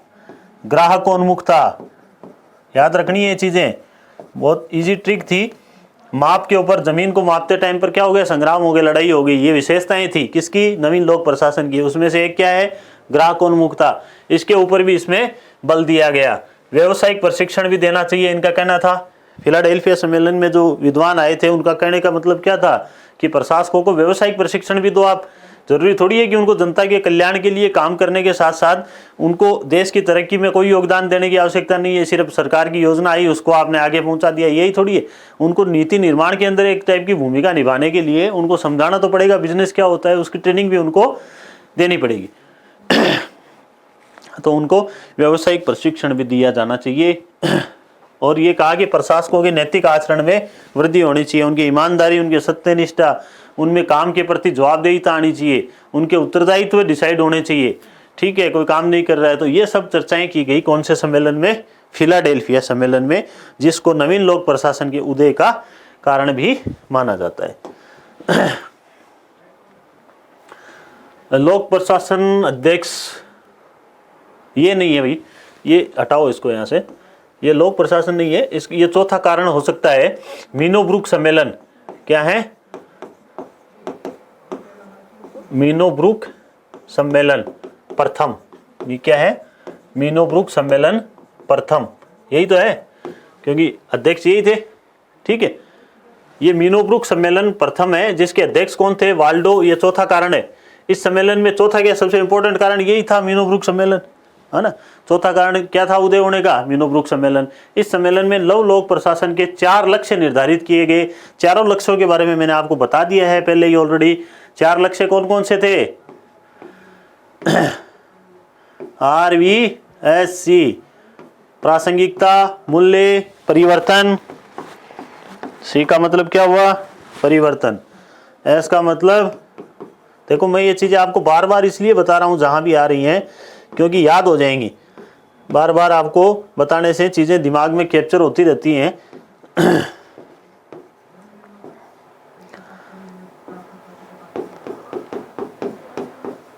याद आ रहा है कुछ? R का मतलब रिलेवेंस, प्रासंगिकता। R का मतलब क्या हो गया? रिलेवेंस, प्रासंगिकता। V का मतलब क्या हो गया? वैल्यू, मूल्य। ठीक है। और एस का मतलब क्या हो गया, सोशल इक्विलिटी। क्या हो गया, सोशल इक्विलिटी। दिख रहा होगा ना आपको, सोशल इक्विलिटी। सी का मतलब क्या हो गया, चेंज, परिवर्तन। तो यही क्या थे, जो लोक प्रशासन था आपका, जो प्रथम मीनोब्रुक सम्मेलन था, उसमें लोक प्रशासन के जो 4 लक्ष्य निर्धारित किए गए थे, कौन कौन से थे, मूल्य, वी वैल्यू, समता यानी सोशल इक्विलिटी, ठीक है, चेंज परिवर्तन, और रिलेवेंस प्रासंगिकता, RVSC, ठीक है। ये आपके प्रथम 4 कारण हो गए। चारों कारण आपको बता दिए। सामाजिक उदय के कारण क्या थे, सामाजिक परिवर्तन, आर्थिक परिवर्तन, तनाव। दूसरा आपका था हनी प्रतिवेदन, तीसरा फिलाडेल्फिया सम्मेलन, चौथा क्या था, मीनोब्रुक सम्मेलन। अब देखो ये 5वां कारण अपन मान सकते हैं कि साहित्य का क्या योगदान रहा था इसके उदय के कारणों में। तो एक वाल्डो की जो पुस्तक थी, जो मैंने आपको बताया था, वाल्डो क्या है, इनको नवीन लोक प्रशासन के क्या कहा जाता है, जनक। क्या कहा जाता है, नवीन लोक प्रशासन के जनक। किसको कहा जाता है भाई, बताया था आपको, ड्वाइट वाल्डो। किसको कहा जाता है, ड्वाइट वाल्डो। इनका पूरा नाम क्या है, ड्वाइट वाल्डो। नवीन लोक प्रशासन के जनक कहा जाता है इनको, या पिता या जनक, ठीक है। तो इनकी जो बुक थी वो सबसे इंपॉर्टेंट वो यही तो थी, हमने पढ़ी थी, public administration in A time of turbulence. क्या, इन टाइम ऑफ टर्बुलेंस, तूफान के समय में लोक प्रशासन। तूफान ही था एक प्रकार का भैया, संतोष था जनता के अंदर सारा। तो ये बुक आपको जरूर याद रखनी है। कई बार पूछ लेते हैं ड्वाइट वाल्डो की कौन सी पुस्तक थी जो सबसे प्रसिद्ध रही नवीन लोक प्रशासन के संबंध में, तो कई बार 2 नंबर में पूछ लिया जाता है, public administration in the time of turbulence, ठीक है। अगला अपना है, फ्रैंक मेरिनी ने भी एक किताब लिखी थी, towards a new public administration, Minnowbrook perspective. ये किसकी थी, दोनों किताबें आपको याद रखनी, Frank Marini, towards a new public administration, Minnowbrook perspective, ठीक है। कौन से पर्सपेक्टिव में, मीनोब्रुक पर्सपेक्टिव में, ठीक है। इसको थोड़ा सा अलग करना पड़ेगा। ये यहाँ चैप्टर अपना पूरा हो गया। जो उदय के कारण थे वो सारे कंप्लीट हो चुके हैं। अब ये यहाँ से थोड़ा सा इनको स्लाइड में चेंज करना पड़ेगा। यहाँ एक नया टॉपिक स्टार्ट हो गया, ठीक है। यहाँ नया टॉपिक स्टार्ट हो गया। क्या हो गया, नवीन लोक प्रशासन की विशेषताएं। क्या हो गया, नवीन लोक प्रशासन की विशेषताएं। आप देखें, तब तक पढ़ लेता हूँ, पानी पी लेता हूँ एक बार।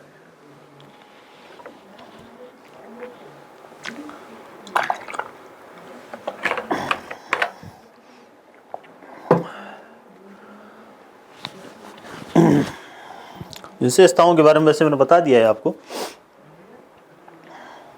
है ना। अब ऐसे पढ़ने को तो हजारों विशेषताएं अपन पढ़ते रहेंगे, सारी विशेषताएं होती, थ्योरेटिकल सब्जेक्ट है। लेकिन जो मेन इंपॉर्टेंट विशेषताएं थी वो क्या थी, पढ़ी थी ना अपन ने, याद है क्या?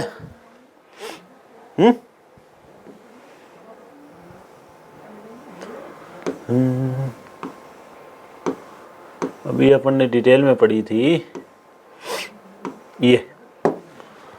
ये थी आपकी नवीन लोक प्रशासन की विशेषताएं।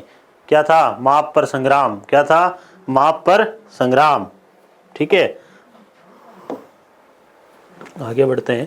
अब अपन इसको थोड़ा सा थ्योरी के रूप में और देख लेते हैं, ताकि अपने को लिखने को मैटर मिल जाए काफी कुछ, ठीक है। चलिए, नवीन लोक प्रशासन की विशेषताएं। माप के ऊपर संग्राम, जमीन को मापते टाइम क्या हो गया, माप पर संग्राम। फटाफट इनको फटाफट देखते जाया करो। माप पर मानवोन्मुखी, प का मतलब परिवर्तन, प्र का मतलब प्रशासन में संरचनात्मक परिवर्तन, स का मतलब संबंधनात्मक, ग्रा का मतलब ग्राहकोन्मुखी, मैं का मतलब मूल्योन्मुखी, ठीक है। ये सारी विशेषताएं लिख के आ जाओ, बाकी डिटेल लिखने की जरूरत नहीं है। इनकी सबके बारे में 2-2 लाइन लिख दो, आपका आंसर कंप्लीट है। अब यहाँ स्लाइड में थोड़ा सा और अपन इसको डिटेल में देख लेते हैं कि नव लोक प्रशासन की क्या क्या विशेषताएं हो सकती हैं। राजनीति प्रशासन द्विविभाजन का विरोध। भाई इन्होंने क्या किया था, राजनीति प्रशासन का क्या किया था, विरोध किया था कि भाई दोनों सब्जेक्ट अलग अलग नहीं है। पद सोपान में नचिलापन पढ़ चुके, विकेंद्रीकरण का समर्थन किया था, वही बातें हैं। 4 लक्ष्य हैं, जो लक्ष्य अपन पढ़ चुके हैं। क्या है ये, वही आपके RSVC, ठीक है, सॉरी RVSC, बार बार भूल जाता हूँ मैं, RSVC नहीं है, ये क्या है, RVSC, relevance, values, social equality, change, परिवर्तन, वही चीजें हैं, मूल्य, समता, परिवर्तन और प्रासंगिकता। लोक सेवकों की मनोवृत्ति में परिवर्तन का समर्थक था। ये क्या था, ये विशेषताएं क्या थी नवीन लोक प्रशासन की, ये मनोवृत्ति में परिवर्तन का समर्थक था। उनको कहा था कि इनके एटीट्यूड में चेंज आना चाहिए, इनको ये नहीं लगना चाहिए कि भाई मैं प्रशासक हूँ तो मैं जैसा चाहता हूँ वैसा करूँ, नहीं, आपकी पब्लिक क्या चाह रही है, पब्लिक की वास्तव में क्या डिमांड है, उसके अकॉर्डिंग, उसमें जो बेटर हो सकता है उसके अकॉर्डिंग आपको काम करना है। आप में ईमानदारी, सत्यनिष्ठा की ये मूल्य होने चाहिए। तो आपके एटीट्यूड में जो है वो चेंज, जो मन स्थिति है उसके अंदर जो आपका चेंज है वो आना चाहिए। वो आपकी क्या होगी, एक प्रकार की नवीन लोक प्रशासन की विशेषता। अगली विशेषता के बारे में बात करते हैं, लोक प्रशासन में जन सहभागिता पर बल। इसमें कहा गया कि भाई प्रशासन अकेला कुछ नहीं कर सकता, अकेला तना भाड़ नहीं फोड़ सकता, उसके लिए क्या चाहिए, सबका सहयोग चाहिए। तो सबके सहयोग के लिए इन्होंने कहा संबंधनात्मक, पढ़ा था ना अपन ने, संबंधनात्मक, भाई माप पर संग्राम, माप पर क्या पढ़ा था, संग्राम, सह का मतलब क्या था, संबंधनात्मक, संबंध होना चाहिए किसमें, लोक प्रशासकों में और जनता में। आगे विशेषता, विनौकरशाहीकरण पर बल, नौकरशाही के आकार, ये पढ़ा था ना अपन ने, क्या पढ़ा था ये, जब अपन ने लक्ष्य पढ़े थे, उन लक्ष्यों की प्राप्ति के लिए 4D अवधारणा दी थी। क्या दी थी, 4D अवधारणा। देखो चीजें मैं बार बार आपको बताता जा रहा हूं। ये क्या है आपकी 4D अवधारणा जब दी थी उसमें अपन ने बात करी थी डी ब्यूरोक्रेटाइजेशन, वी नौकरशाहीकरण। 2 नंबर पे क्या था, डी ब्यूरोक्रेटाइजेशन, पहले पे था डिसेंट्रलाइजेशन, डी ब्यूरोक्रेटाइजेशन, डेलीगेशन और डेमोक्रेटाइजेशन, ठीक है, ये चीजें थी इसमें, और इनके बारे में अपन ने डिटेल में पढ़ लिया था। तो अब अपन बात करते हैं कि भाई वी नौकरशाहीकरण के आकार में इन्होंने क्या कर दिया, कटौती कर दी। ये नवीन लोक प्रशासन की विशेषता थी। लोक प्रशासन में ग्राहकोन्मुखताओं पर संवेदनशीलता अपन पढ़ चुके हैं। माप पर संग्राम कहाँ आया, ग्राह, ये क्या हो गई इसकी विशेषता, ठीक है। नव लोक प्रशासन के लक्ष्य प्राप्त करने का साधन क्या है, 4D अवधारणा अपन ने पढ़ी थी कि नव लोक प्रशासन को लक्ष्यों को प्राप्त करने के लिए कौन सी अवधारणा काम में ली जाती है, 4D अवधारणा। क्या क्या होता है, डी विकेंद्रीकरण यानी डिसेंट्रलाइजेशन, वी नौकरशाहीकरण, डी ब्यूरोक्रेटाइजेशन, लोकतांत्रिकरण, डी डेमोक्रेटाइजेशन, प्रत्यायोजन यानी डेलीगेशन, ठीक है। ये सारी क्या है, नवीन लोक प्रशासन की विशेषताएं अपन पढ़ रहे हैं। लोक प्रशासन में मानवीय दृष्टिकोण का विकास क्या होना चाहिए, मानवीय दृष्टिकोण का विकास क्या होना चाहिए। अपन ने क्या पढ़ा, माप पर संग्राम पढ़ा है ना अपन ने। देखो चीजें वही हैं, बहुत शॉर्ट में आपको बता दिया मैंने, सब डिटेल वही आ जाती है। माप पर संग्राम पढ़ी ये चीज। ये माँ का क्या मतलब था, मानवोन्मुखी क्या होना चाहिए, नवीन लोक प्रशासन क्या होना चाहिए, मानवोन्मुखी। मानवोन्मुखी का मतलब इसमें मानवीय दृष्टिकोण का ख्याल रखना पड़ेगा। क्या रखना पड़ेगा, मानवीय दृष्टिकोण, मानवीय दृष्टिकोण को प्रायोरिटी देनी पड़ेगी, ठीक है, उसका ख्याल रखते हुए आगे बढ़ना पड़ेगा। यही बात करें, मानवीय दृष्टिकोण, समाज से सीधा जुड़ा बात कर ली अपन ने, संबंधनात्मक, क्या बात कर ली, संबंधनात्मक। लोक प्रशासन का क्षेत्र व्यापक हुआ है। ये सारी क्या है, इनकी नवीन लोक प्रशासन की विशेषताएं जो अपन ने पहले भी पढ़ ली और इनको दोबारा भी अपन ने एक बार देख लिया।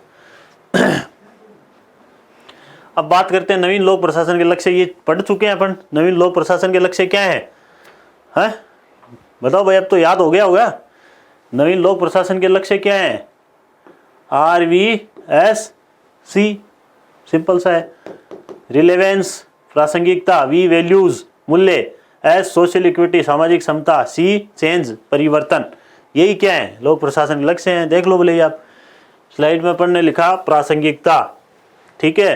प्रासंगिकता का मतलब क्या हुआ, नव लोक प्रशासन की आर्थिक सामाजिक प्रासंगिकता को सुनिश्चित करता है, अर्थात लोक प्रशासन को वर्तमान की आवश्यकताओं परिस्थिति के अनुसार प्रासंगिक बनाना है। यही तो है इसका लक्ष्य। भाई वर्तमान में जैसे चल रहा है, जैसी परिस्थितियां, उसके अकॉर्डिंग आप प्रशासन को चलाओ ना। प्रशासन आप अपने पुराने ढर्रे से परंपरागत तरीके से चला रहे हो, परिस्थितियां हो गई चेंज, तो वो तालमेल नहीं बैठेगा। तो इसकी पहली क्या हो गया लक्ष्य, प्रासंगिकता। दूसरा क्या है, मूल्य। दूसरा क्या है, मूल्य, वी वैल्यू। नव लोक प्रशासन लोक प्रशासन को मूल्योन्मुखी बनाने पर बल देता है। लोक प्रशासन में नैतिक मूल्यों का विकास होना चाहिए, यानी मूल्य इसमें समाहित रहे, इस प्रकार का इसका टारगेट रहता है। आगे सामाजिक समता एस, है ना, RSVC का, RVSC का, सॉरी RVSC का एस, यानी सोशल इक्वलिटी। आ गया सामाजिक समता। लोक प्रशासन को समाज में सामाजिक समता व न्याय स्थापित करना चाहिए, ठीक है, यही लक्ष्य है। फिर सी का मतलब चेंज, यानी परिवर्तन। परिवर्तन, लोक प्रशासन को समाज में बहुआयामी परिवर्तन लाने चाहिए। राजनीतिक, सांस्कृतिक क्षेत्र, सभी प्रकार के क्षेत्रों के अंतर्गत इसको काम करना चाहिए और परिवर्तन करना चाहिए। परिवर्तन ही जीवन है, बहुत बार अपन पढ़ चुके हैं। अगर कोई आदमी, कोई संस्था, कोई सिस्टम होने वाले परिवर्तनों के साथ सामंजस्य नहीं बैठा पा रहा है तो वो अपने आप को एक नेगेटिव कगार के ऊपर लेकर के जा रहा है, ठीक है। आगे चलते हैं। ये क्या थे लक्ष्य, नव लोक प्रशासन के क्या थे लक्ष्य। प्राप्त करने के लिए अवधारणा कौन सी थी, कौन सी थी, 4D। 4D का मतलब, फर्स्ट D का क्या मतलब हो गया, डेमोक्रेटाइजेशन। दूसरा D डिसेंट्रलाइजेशन। तीसरा D ब्यूरोक्रेटाइजेशन। चौथा D डेलीगेशन। ये 4D अवधारणा किसकी है, नवीन लोक प्रशासन के लक्ष्यों को प्राप्त करने के लिए अवधारणा है। अब कुछ लोग जो हैं वो तो कमियां तो निकालेंगे हर चीज़ में, है ना। कमियां नहीं निकालेंगे तो सुधार की गुंजाइश खत्म हो जाएगी। तो ज़रूरी है कमियां आनी चाहिए। कमियों से जो है वो निंदक नीरे राखी है ना, कहावतें भी हैं। तो ये सब अगर आपके पास आलोचक हैं तो आलोचक आपको प्रोग्रेस कराने के लिए ही आते हैं। वो आपको आकर के बताते हैं कि भाई इस चीज़ के अंदर ये चीज़ कमी है, अगर आप इसको और सुधार करेंगे तो आप जो है और अच्छा कर सकते हैं। तो वो चीज़ है। अब उन्होंने किस आधार के ऊपर नव लोक प्रशासन की आलोचना की उसको अपन देख लेते हैं। एक तरफ तो नव लोक प्रशासन नौकरशाही पर अत्यधिक निर्भरता दर्शाता है, वहीं दूसरी तरफ यह नौकरशाही के आकार में कटौती का समर्थक है।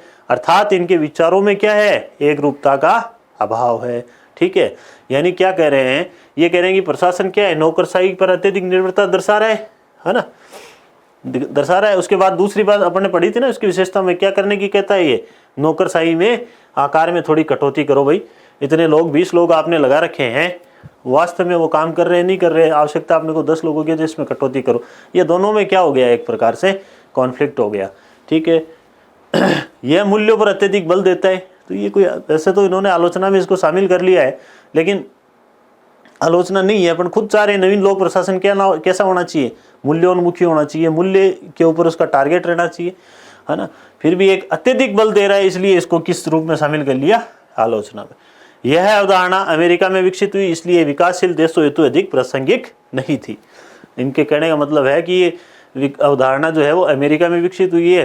अमेरिका क्या है, विकसित देश है। विकसित देश क्या होते हैं बताया था आपको, जहाँ सामाजिक, आर्थिक, सांस्कृतिक रूप से वो सारी जो हैं उनमें सुख सुविधाएं आ चुकी हैं, सभी प्रकार का विकास उनका मोस्ट ऑफ हो चुका है, वो सेचुरेशन पॉइंट को प्राप्त कर चुके हैं। अब उनमें सुधार और संभावनाओं की गुंजाइश धीरे धीरे बहुत कम है।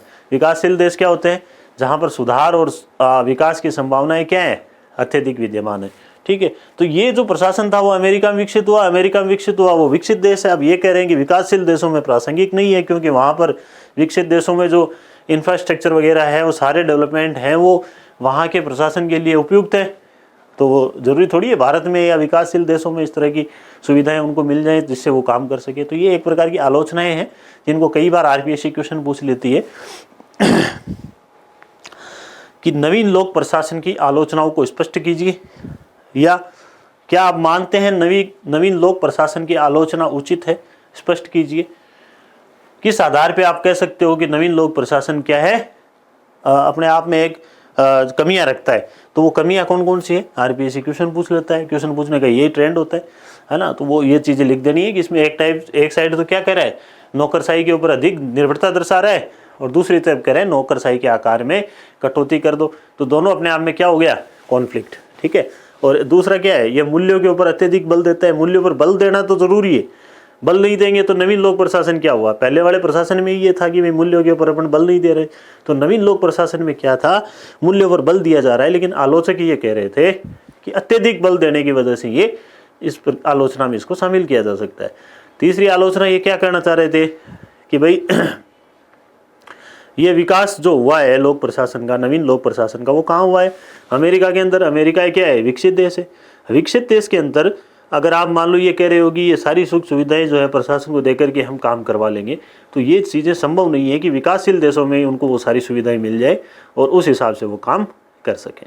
तो ये तीनों चीज़ें अपन आलोचना में शामिल कर सकते हैं। अपना क्वेश्चन जो है वो क्या लोक प्रशासन की नवीन लोक प्रशासन की आलोचना उचित है? क्वेश्चन आपका क्या बना देगी आरपीएससी? क्या नवीन लोक प्रशासन की आलोचना करना उचित है?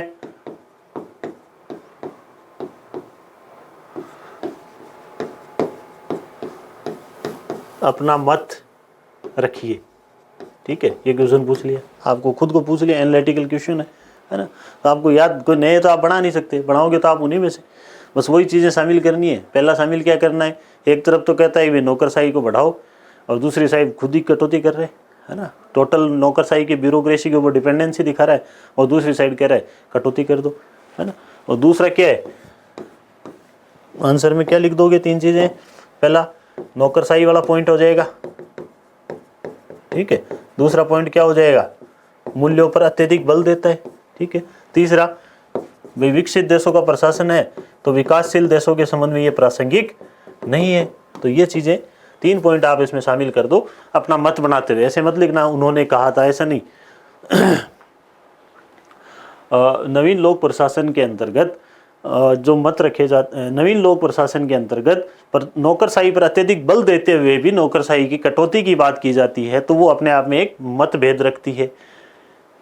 कोमा, नौकरशाही नवीन लोक प्रशासन के अंदर मूल्यों के ऊपर अत्यधिक बल दिया जा रहा है, कोमा विकासशील देशों में यह विकसित देशों के द्वारा विकसित नवीन लोक प्रशासन विकासशील देशों में प्रासंगिक नहीं है। इस आधार पे हम कह सकते हैं कि इसकी आलोचना की जा सकती है, लेकिन इनकी विशेषताओं को ध्यान रखते हुए आलोचनाओं में सुधार करने की आवश्यकता है और उन सुधार के द्वारा हम जो है वो नवीन लोक प्रशासन को, एक बेहतर प्रशासन को और अधिक मजबूत बना सकते हैं। ये क्वेश्चन आपका कई बार पूछ सकते हैं आरपीएससी, ध्यान रखना है। ये लो आपके अब ठीक है, ये तो होगी। अब बात आ गई कि भाई ये प्रासंगिक तो है क्या? भाई अपन ने कह दिया कि भाई ये विकासशील देशों के अंदर प्रासंगिक नहीं है। अब अपन ने यही पूछ लिया कि भाई भारत के संदर्भ में बताइए आप कि भाई नवीन लोक प्रशासन भारत के संदर्भ में कितना प्रासंगिक है। आपके पास 10 नंबर का क्वेश्चन आ गया कि नवीन लोक प्रशासन जो है वो विकासशील देशों में कितना प्रासंगिक है, या नवीन लोक प्रशासन जो है वो भारत के संदर्भ में आप बताइए कि प्रासंगिक है या नहीं है। क्वेश्चन क्या बनाएगी आरपीएससी?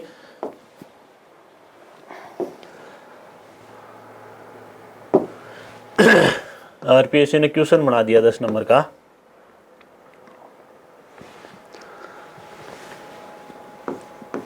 भारत के संदर्भ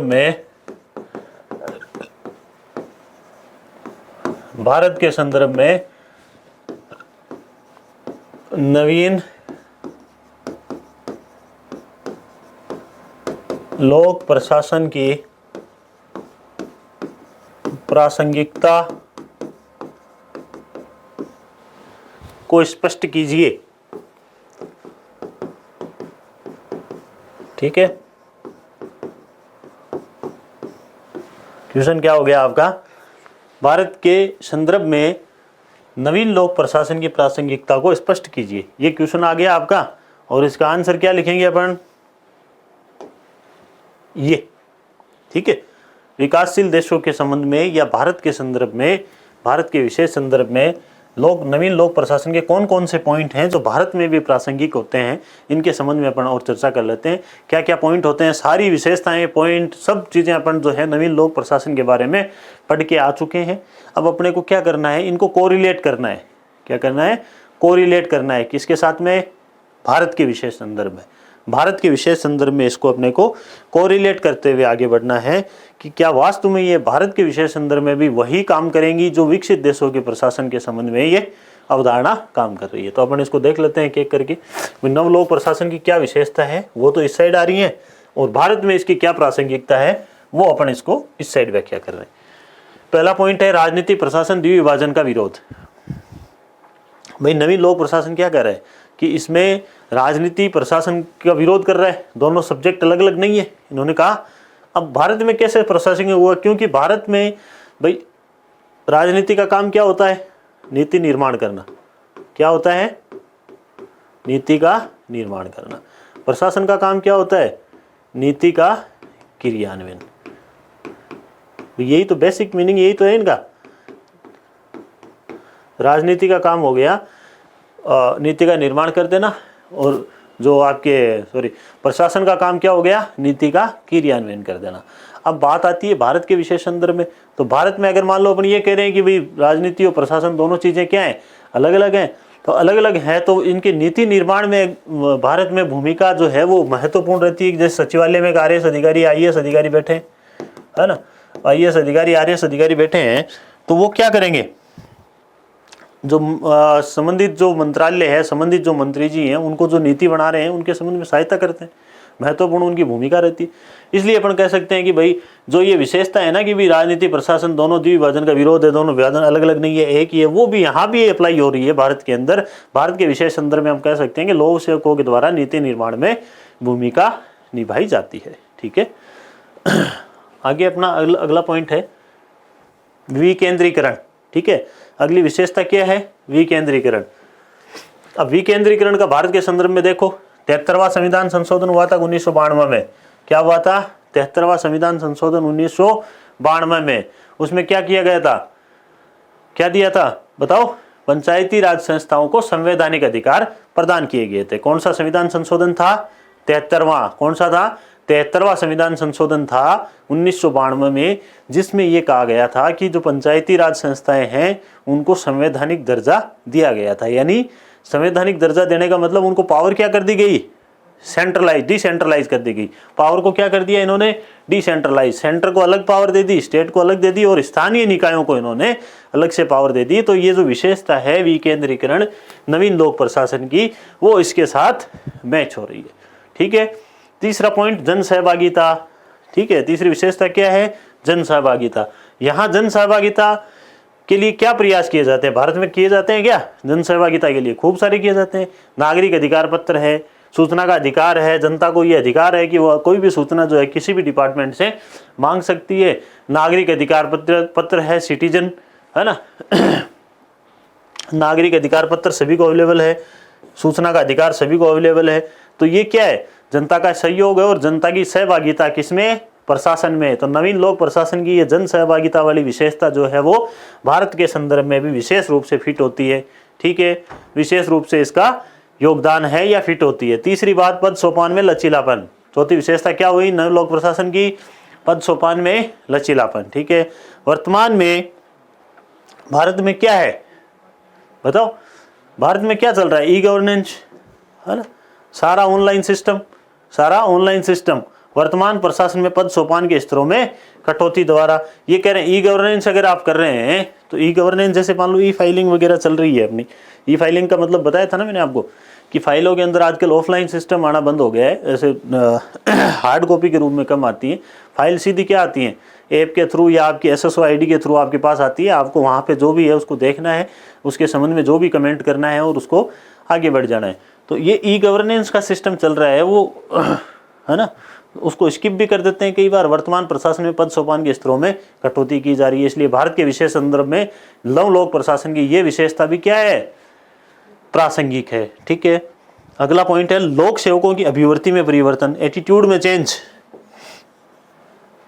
लोक प्रशासन की अभिवृत्तियों में जो चेंज है इसके बारे में भारत में भी अध्ययन किया गया है कि लोक सेवकों की एटीट्यूड में किस तरह का परिवर्तन अपन ला सकते हैं, किस तरह के उनके एटीट्यूड को जो है अपन पॉजिटिव वे के अंदर यूज करके एक बेहतर प्रशासन जो है अपन डेवलप कर सकते हैं। तो इसके संबंध में भारत में भी विशेष समितियां बनाई गई हैं, बहुत सारी समिति, जैसे युगांतर समिति है, चतुर्वेदी समिति है, युगांतर समिति है, ये सारी सब ने क्या किया है भाई, इन समितियों का जो मेन मोटिव था, मेन जो काम था इनका क्या था, वे लोक सेवकों की अभिवृत्ति में परिवर्तन के बारे में अध्ययन करना और उसको लोक प्रशासन के रूप में बेहतर तरीके से यूज करने की संभावनाओं को विकसित करना। तो ये भारत के संदर्भ में ये भी क्या हो गई, प्रासंगिक। नौकरशाहीकरण, भाई चीजें जैसे ही आए ना, ये क्या है, डी ब्यूरोक्रेटाइजेशन, क्या था भाई, ये कहाँ सुना था नाम आपने, 4D में, कहाँ सुना था, 4D क्या था, नवीन लोक प्रशासन के लक्ष्यों को प्राप्त करने के लिए अवधारणा, क्या अवधारणा थी, 4D। विशेषताएं क्या थी, नवीन लोक प्रशासन के लक्ष्य क्या थे, RVSC, क्या थे, RVSC। विशेषताएं क्या थी, माप पर संग्राम, क्या थी, माप पर संग्राम, माप पर संग्राम, ठीक है। ये चीजें आप साथ साथ पढ़ते चलो ताकि ये चीजें बार बार अपने को दिमाग में आती रहेंगी ना, तो याद रह जाएंगी, ठीक है। भाई वो विशेषताएं तो थी जिनके बारे में अपन ने ये कॉलम बना रखा है, इन कॉलम के बारे में ये देख रहे हैं कि ये विशेषताएं भारत के विशेष संदर्भ में पलती हैं या शूट होती हैं नहीं होती हैं, वही तो देख रहे हैं। नौकरशाहीकरण के लिए अब क्या हुआ, आप कटौती कर रहे हो, ठीक है, तो उसमें नौकरशाहीकरण के लिए जो भारत में जो प्रयास किए गए हैं उसको भारत के विशेष संदर्भ में प्रासंगिक बनाने के लिए सार्वजनिक जो उपक्रम है उसके अंदर एक स्कीम चलाई गई है, गोल्डन हैंडशेक स्कीम और लेटरल एंट्री। कई बार अपन नहीं देखते क्या है, IAS की एग्जाम कोई दे रहा है, बहुत मेहनत कर रहा है, लेकिन सिलेक्शन नहीं हो रहा है, और पीछे से कोई सिफारिशी कृपा से IAS बनते जा रहे हैं, देखा होगा ना आपने।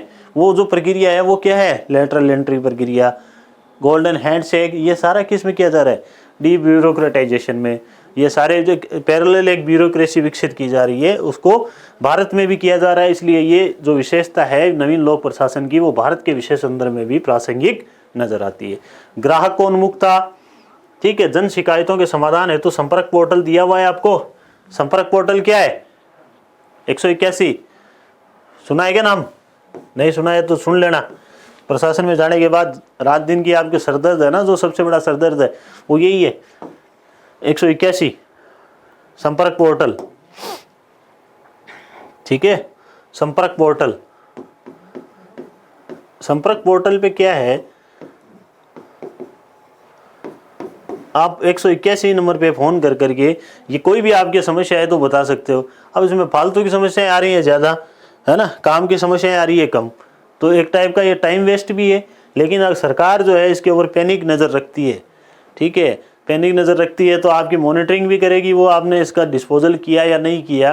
तो डिस्पोजल बाद में कैसे किया जाता है, 181 पे जो भी समस्याएं आ रही हैं उनको आप रोज़ देखोगे, शाम को बैठ के अपना ऑनलाइन ID खोलोगे, उसके ऊपर संपर्क पोर्टल पे जो भी समस्या है उनको देखो, कोशिश करो उनको समाधान करने की, तो आपका आधा से ज़्यादा दिन तो इन समस्याओं के समाधान में निकल जाता है, जिसमें से 50% 60% समस्याएं तो ऐसी होती हैं जो वही लोग करते हैं जो खुद एक समस्या है समाज के लिए, है ना, जो खुद एक समस्या होते हैं समाज के लिए, वही तो समस्याओं का जो बढ़ाते हैं।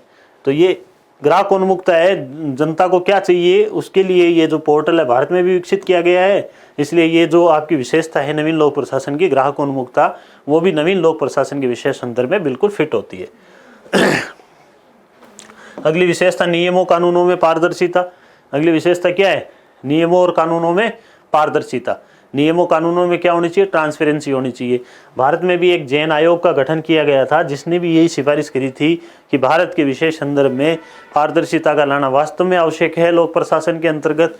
तो ये जो जैन आयोग की गठन किया गया था वो भी इसी संदर्भ में किया गया था कि नियम और कानूनों में क्या होनी चाहिए, पारदर्शिता होनी चाहिए।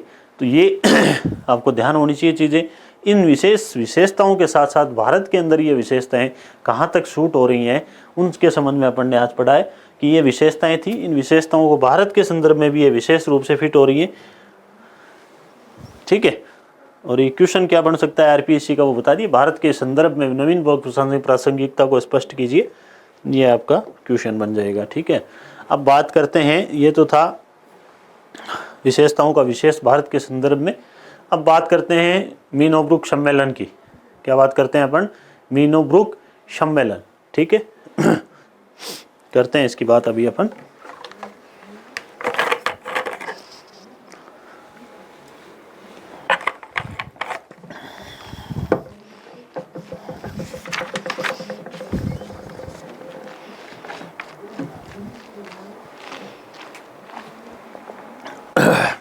चलिए,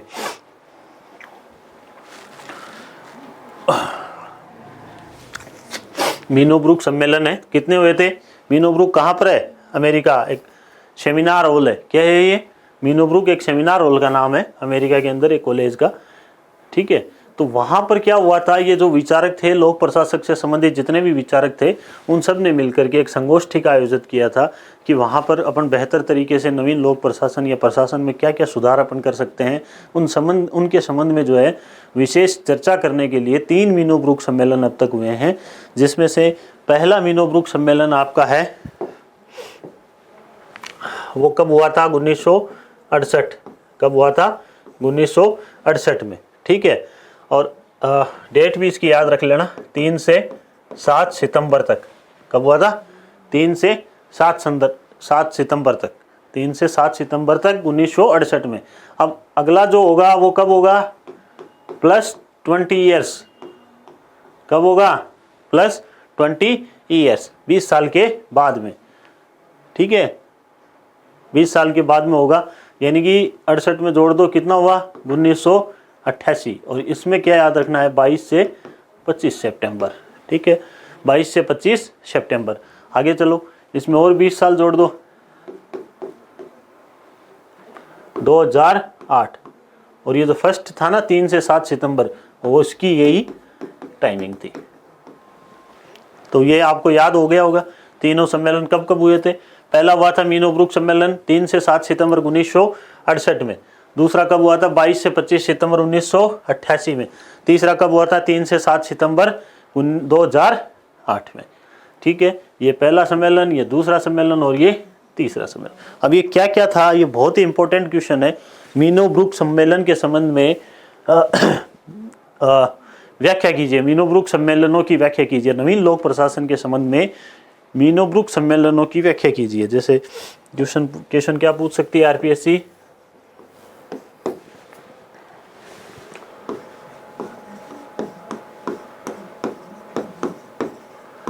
नवीन लोक प्रशासन में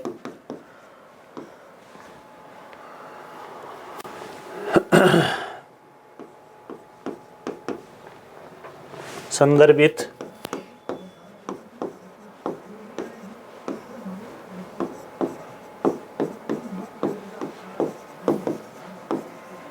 मीनोब्रुक सम्मेलनों की व्याख्या कीजिए। ठीक है, ये आपका 10 नंबर का क्वेश्चन बना दिया आरपीएससी ने। अब आपको जो अभी पढ़ाने जा रहे हैं, ये चार्ट अगर आप बना के आ गए, ये चीज़ें अगर आपने लिख दी, तो आपको 10 में से 5-6 नंबर के आराम से मिल जाएंगे। और अगर एग्जामिनर को पसंद आ गया तो और भी ज़्यादा दे सकता है, लेकिन 5 नंबर से कम क्वेश्चन में आपको नंबर नहीं देगा।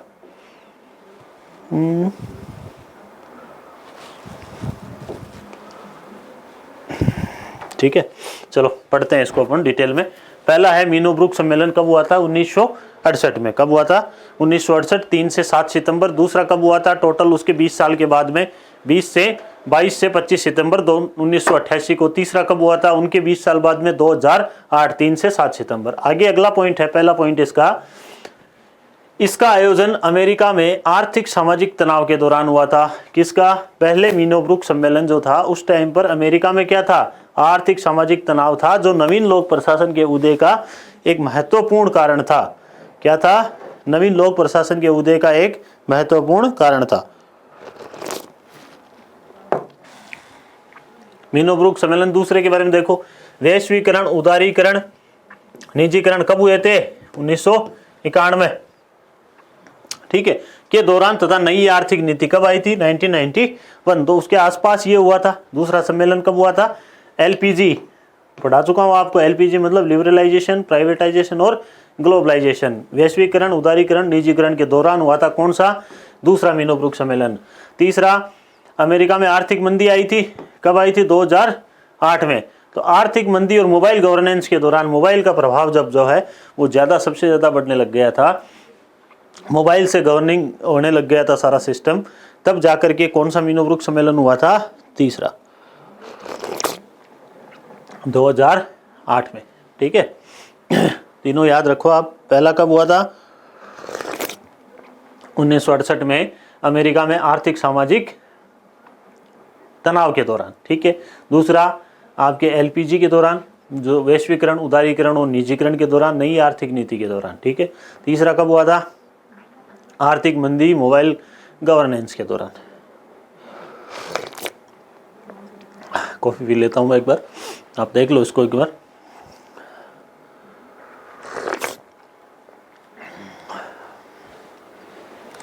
ठंडी होने के बाद कॉफी का स्वाद नहीं रहता ना, टेस्ट ही चेंज हो जाता है।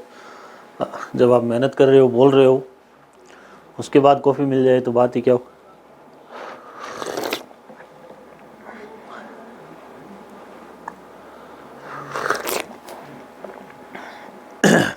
दूसरा पॉइंट देखो इसका। दूसरा पॉइंट क्या था? प्रथम मीनोब्रुक सम्मेलन में केवल युवाओं की भागीदारी थी। किसकी थी? युवाओं की। ये जरूर याद रखना आप यार। अध्यक्ष कौन थे इसके? वाल्डो। पहले मीनोब्रुक सम्मेलन के अध्यक्ष कौन थे? वाल्डो, ठीक है। क्या कहा जाता है इनको? क्या कहा जाता है? नवीन लोक प्रशासन का जनक कहा जाता है। क्या कहा जाता है इनको? नवीन लोक प्रशासन का जनक कहा जाता है। बुक कौन सी थी इनकी? टुवार्ड्स ए न्यू पब्लिक क्या थी बताओ?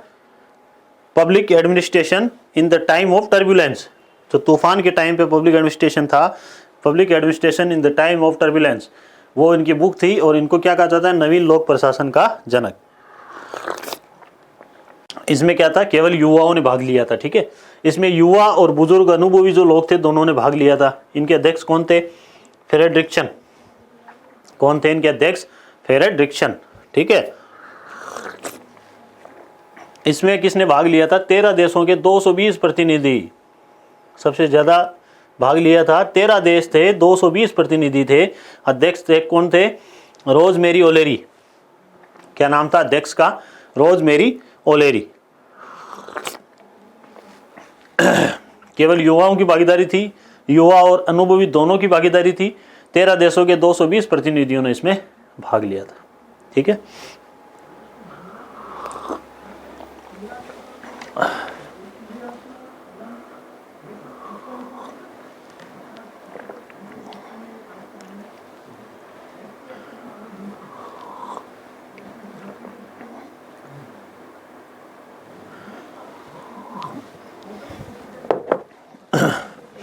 चलिए अगला पॉइंट देखते हैं।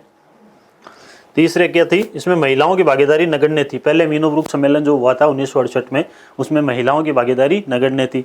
इसमें थोड़ी सी बढ़ी, तुलनात्मक रूप से अधिक हुई, और इसमें बहुत सारी महिलाओं ने भाग लिया था। पहले के अंदर महिलाओं की जो भागीदारी थी वो क्या थी? नगण्य थी। दूसरे में क्या हुआ? थोड़ी इनमें बढ़ोतरी हुई, तीसरे में बहुत ज़्यादा थी, ठीक है। कितने देश थे तीसरे मीनोब्रुक सम्मेलन में? 13 देश। कितने लोगों ने भाग लिया? 220 प्रतिनिधियों ने। कितने? 13 देशों के 220 प्रतिनिधियों ने इसमें भाग लिया था, ठीक है। आगे चलते हैं अपन। ये क्वेश्चन बताया था आपको जो बन सकता है। चौथा पॉइंट क्या है? इसमें नव लोक प्रशासन के 4 लक्ष्य तय किए गए थे। क्या किए गए थे? नव लोक प्रशासन के 4 लक्ष्य बहुत बार अपन पढ़ चुके हैं, RVSC, ठीक है। ये 4 लक्ष्य किस में आए थे? अपने मीनोब्रुक प्रथम सम्मेलन से। यह लोक प्रशासन में 3E कार्यकुशलता, प्रभावशीलता पर बल देता है। ये आपको मैंने शायद बताया होगा, नहीं बताया तो एक बार दोबारा बता देता हूँ। 3E क्या होता है?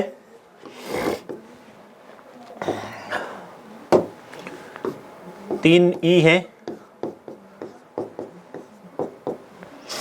पहला ई इकोनॉमिकल, ठीक है। दूसरा ई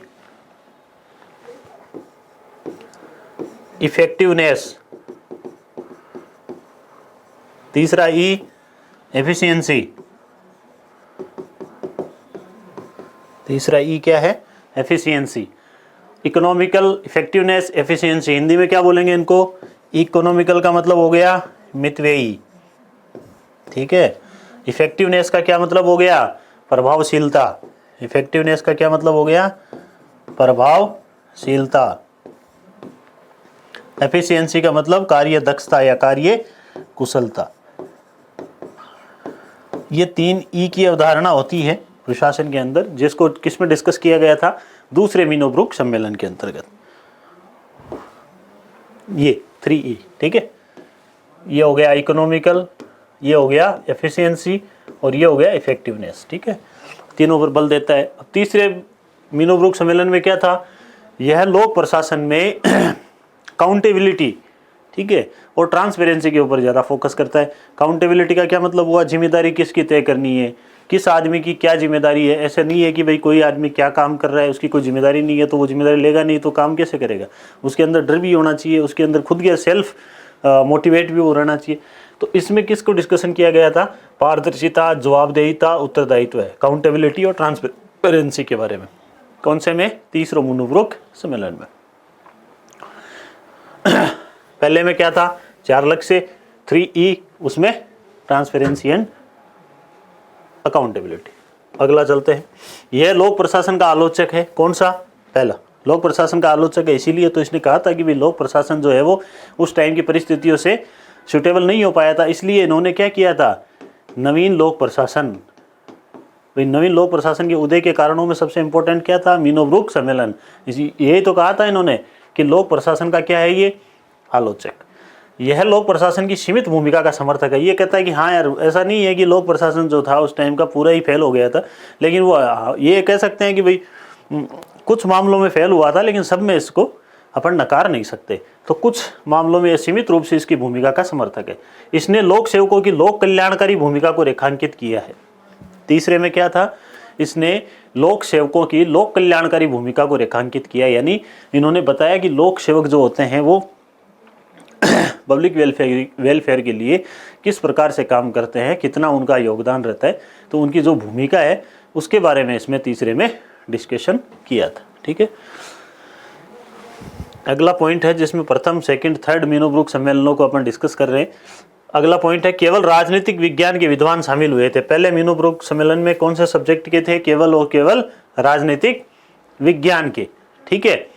भाई एक ही सब्जेक्ट के जो है ना वो शामिल हुए थे इसमें, विशेषज्ञ, ज्ञाता जो भी थे, विद्वान थे राजनीतिक विज्ञान के। और दूसरे में क्या हुआ? फिर दूसरे में क्या हुआ होगा? भाई सब्जेक्ट बढ़ गए होंगे, भाई किसी को पसंद आया तो वो क्या करेगा? दूसरे सब्जेक्ट वाले भी आएंगे। दूसरे सब्जेक्ट वाले कौन से आए थे? विधि के आगे, लॉ के आगे, है ना, और एथिक्स के आगे, आपके नीति विज्ञान के आगे, समाजशास्त्र के आगे, राजनीति विज्ञान के तो थे ही। उसके अलावा सारे जितने 4 सब्जेक्टों के जो थे ना विद्वान, जैसे राजनीति विज्ञान, समाजशास्त्र, विधि, नीति विज्ञान, इन सब के जो विद्वान थे, उन चार जो सब्जेक्ट थे उनके विद्वान किस में शामिल हुए थे? सेकंड जो मीनोब्रुक सम्मेलन था आपका उसमें शामिल हुए थे, ठीक है। अच्छा, इसमें क्या हुआ फिर? इसमें लगभग सभी विषयों के विद्वान शामिल हो गए। ये बढ़ते हुए जाना है। पहले में क्या था? केवल राजनीति विज्ञान। दूसरे में राजनीति विज्ञान, समाजशास्त्र, विधि और नीति विज्ञान, ठीक है। चौथे में लगभग सारे सब्जेक्ट के जो विद्वान थे वो सारे इसमें शामिल हो गए थे। यह उग्र एवं विवादास्पद था। भाई उग्र विवादास्पद इसलिए था कि उस टाइम क्या चाह रहे थे कि वर्तमान जो प्रशासन है वो फेल हो रखा है ना, इसको आप थोड़ा सा सुटेबल करिए, नहीं तो ये प्रशासन को ही बंद करना पड़ेगा, सब्जेक्ट है इसको अलग कर दो, वापस इसको राजनीति में शामिल कर दो। इस तरह से ये मतलब एकदम से उग्र रूप था इसका, क्रांतिकारी रूप था। क्रांतिकारी रूप था, इसीलिए ये जो ना लोक प्रशासन जो था, पब्लिक एडमिनिस्ट्रेशन, वो किस में कन्वर्ट हो गया? न्यू पब्लिक एडमिनिस्ट्रेशन में, ठीक है। तो ये क्या था? उग्र था, विवादास्पद था, क्रांतिकारी था। कौन सा सम्मेलन? पहला सम्मेलन, मीनोब्रुक का पहला सम्मेलन। तो दूसरा क्या हुआ, अब उसमें सुधार तो हो ही गए, नवीन लोक प्रशासन आ गया था, तो दूसरे तक आते आते तो नवीन लोक प्रशासन आ गया तो फिर क्या हुआ, थोड़ी सी इसमें क्या आ गई, पोलाइटनेस आ गई, तो सौम्य और शिष्ट हो गया। ठीक है, सौम्य और थोड़ा सा शिष्टाचार आ गया इसमें। अब बोले ठीक है यार, नवीन लोक प्रशासन में ये चीज़ें आई है तो इनसे काम चला लो, जरूरी थोड़ी है लोक प्रशासन भी अपनी जगह ठीक था, लेकिन उसमें और चीज़ें वर्तमान परिस्थितियों के अनुसार ऐड करनी है, तो वो नवीन लोक प्रशासन में आ गई। तो वो नवीन लोक प्रशासन थोड़ा सा सौम्य और शिष्ट हो गया, और अगले वाला था क्या था, एकदम मैच्योर हो चुका है। तीसरा क्या हो चुका है, मैच्योर, एकदम व्यवहारिक और परिपक्व हो चुका है। तो ये आपके तीनों क्या हैं, मीनो-ब्रुक सम्मेलन। तीनों क्या हैं, मीनो-ब्रुक सम्मेलन।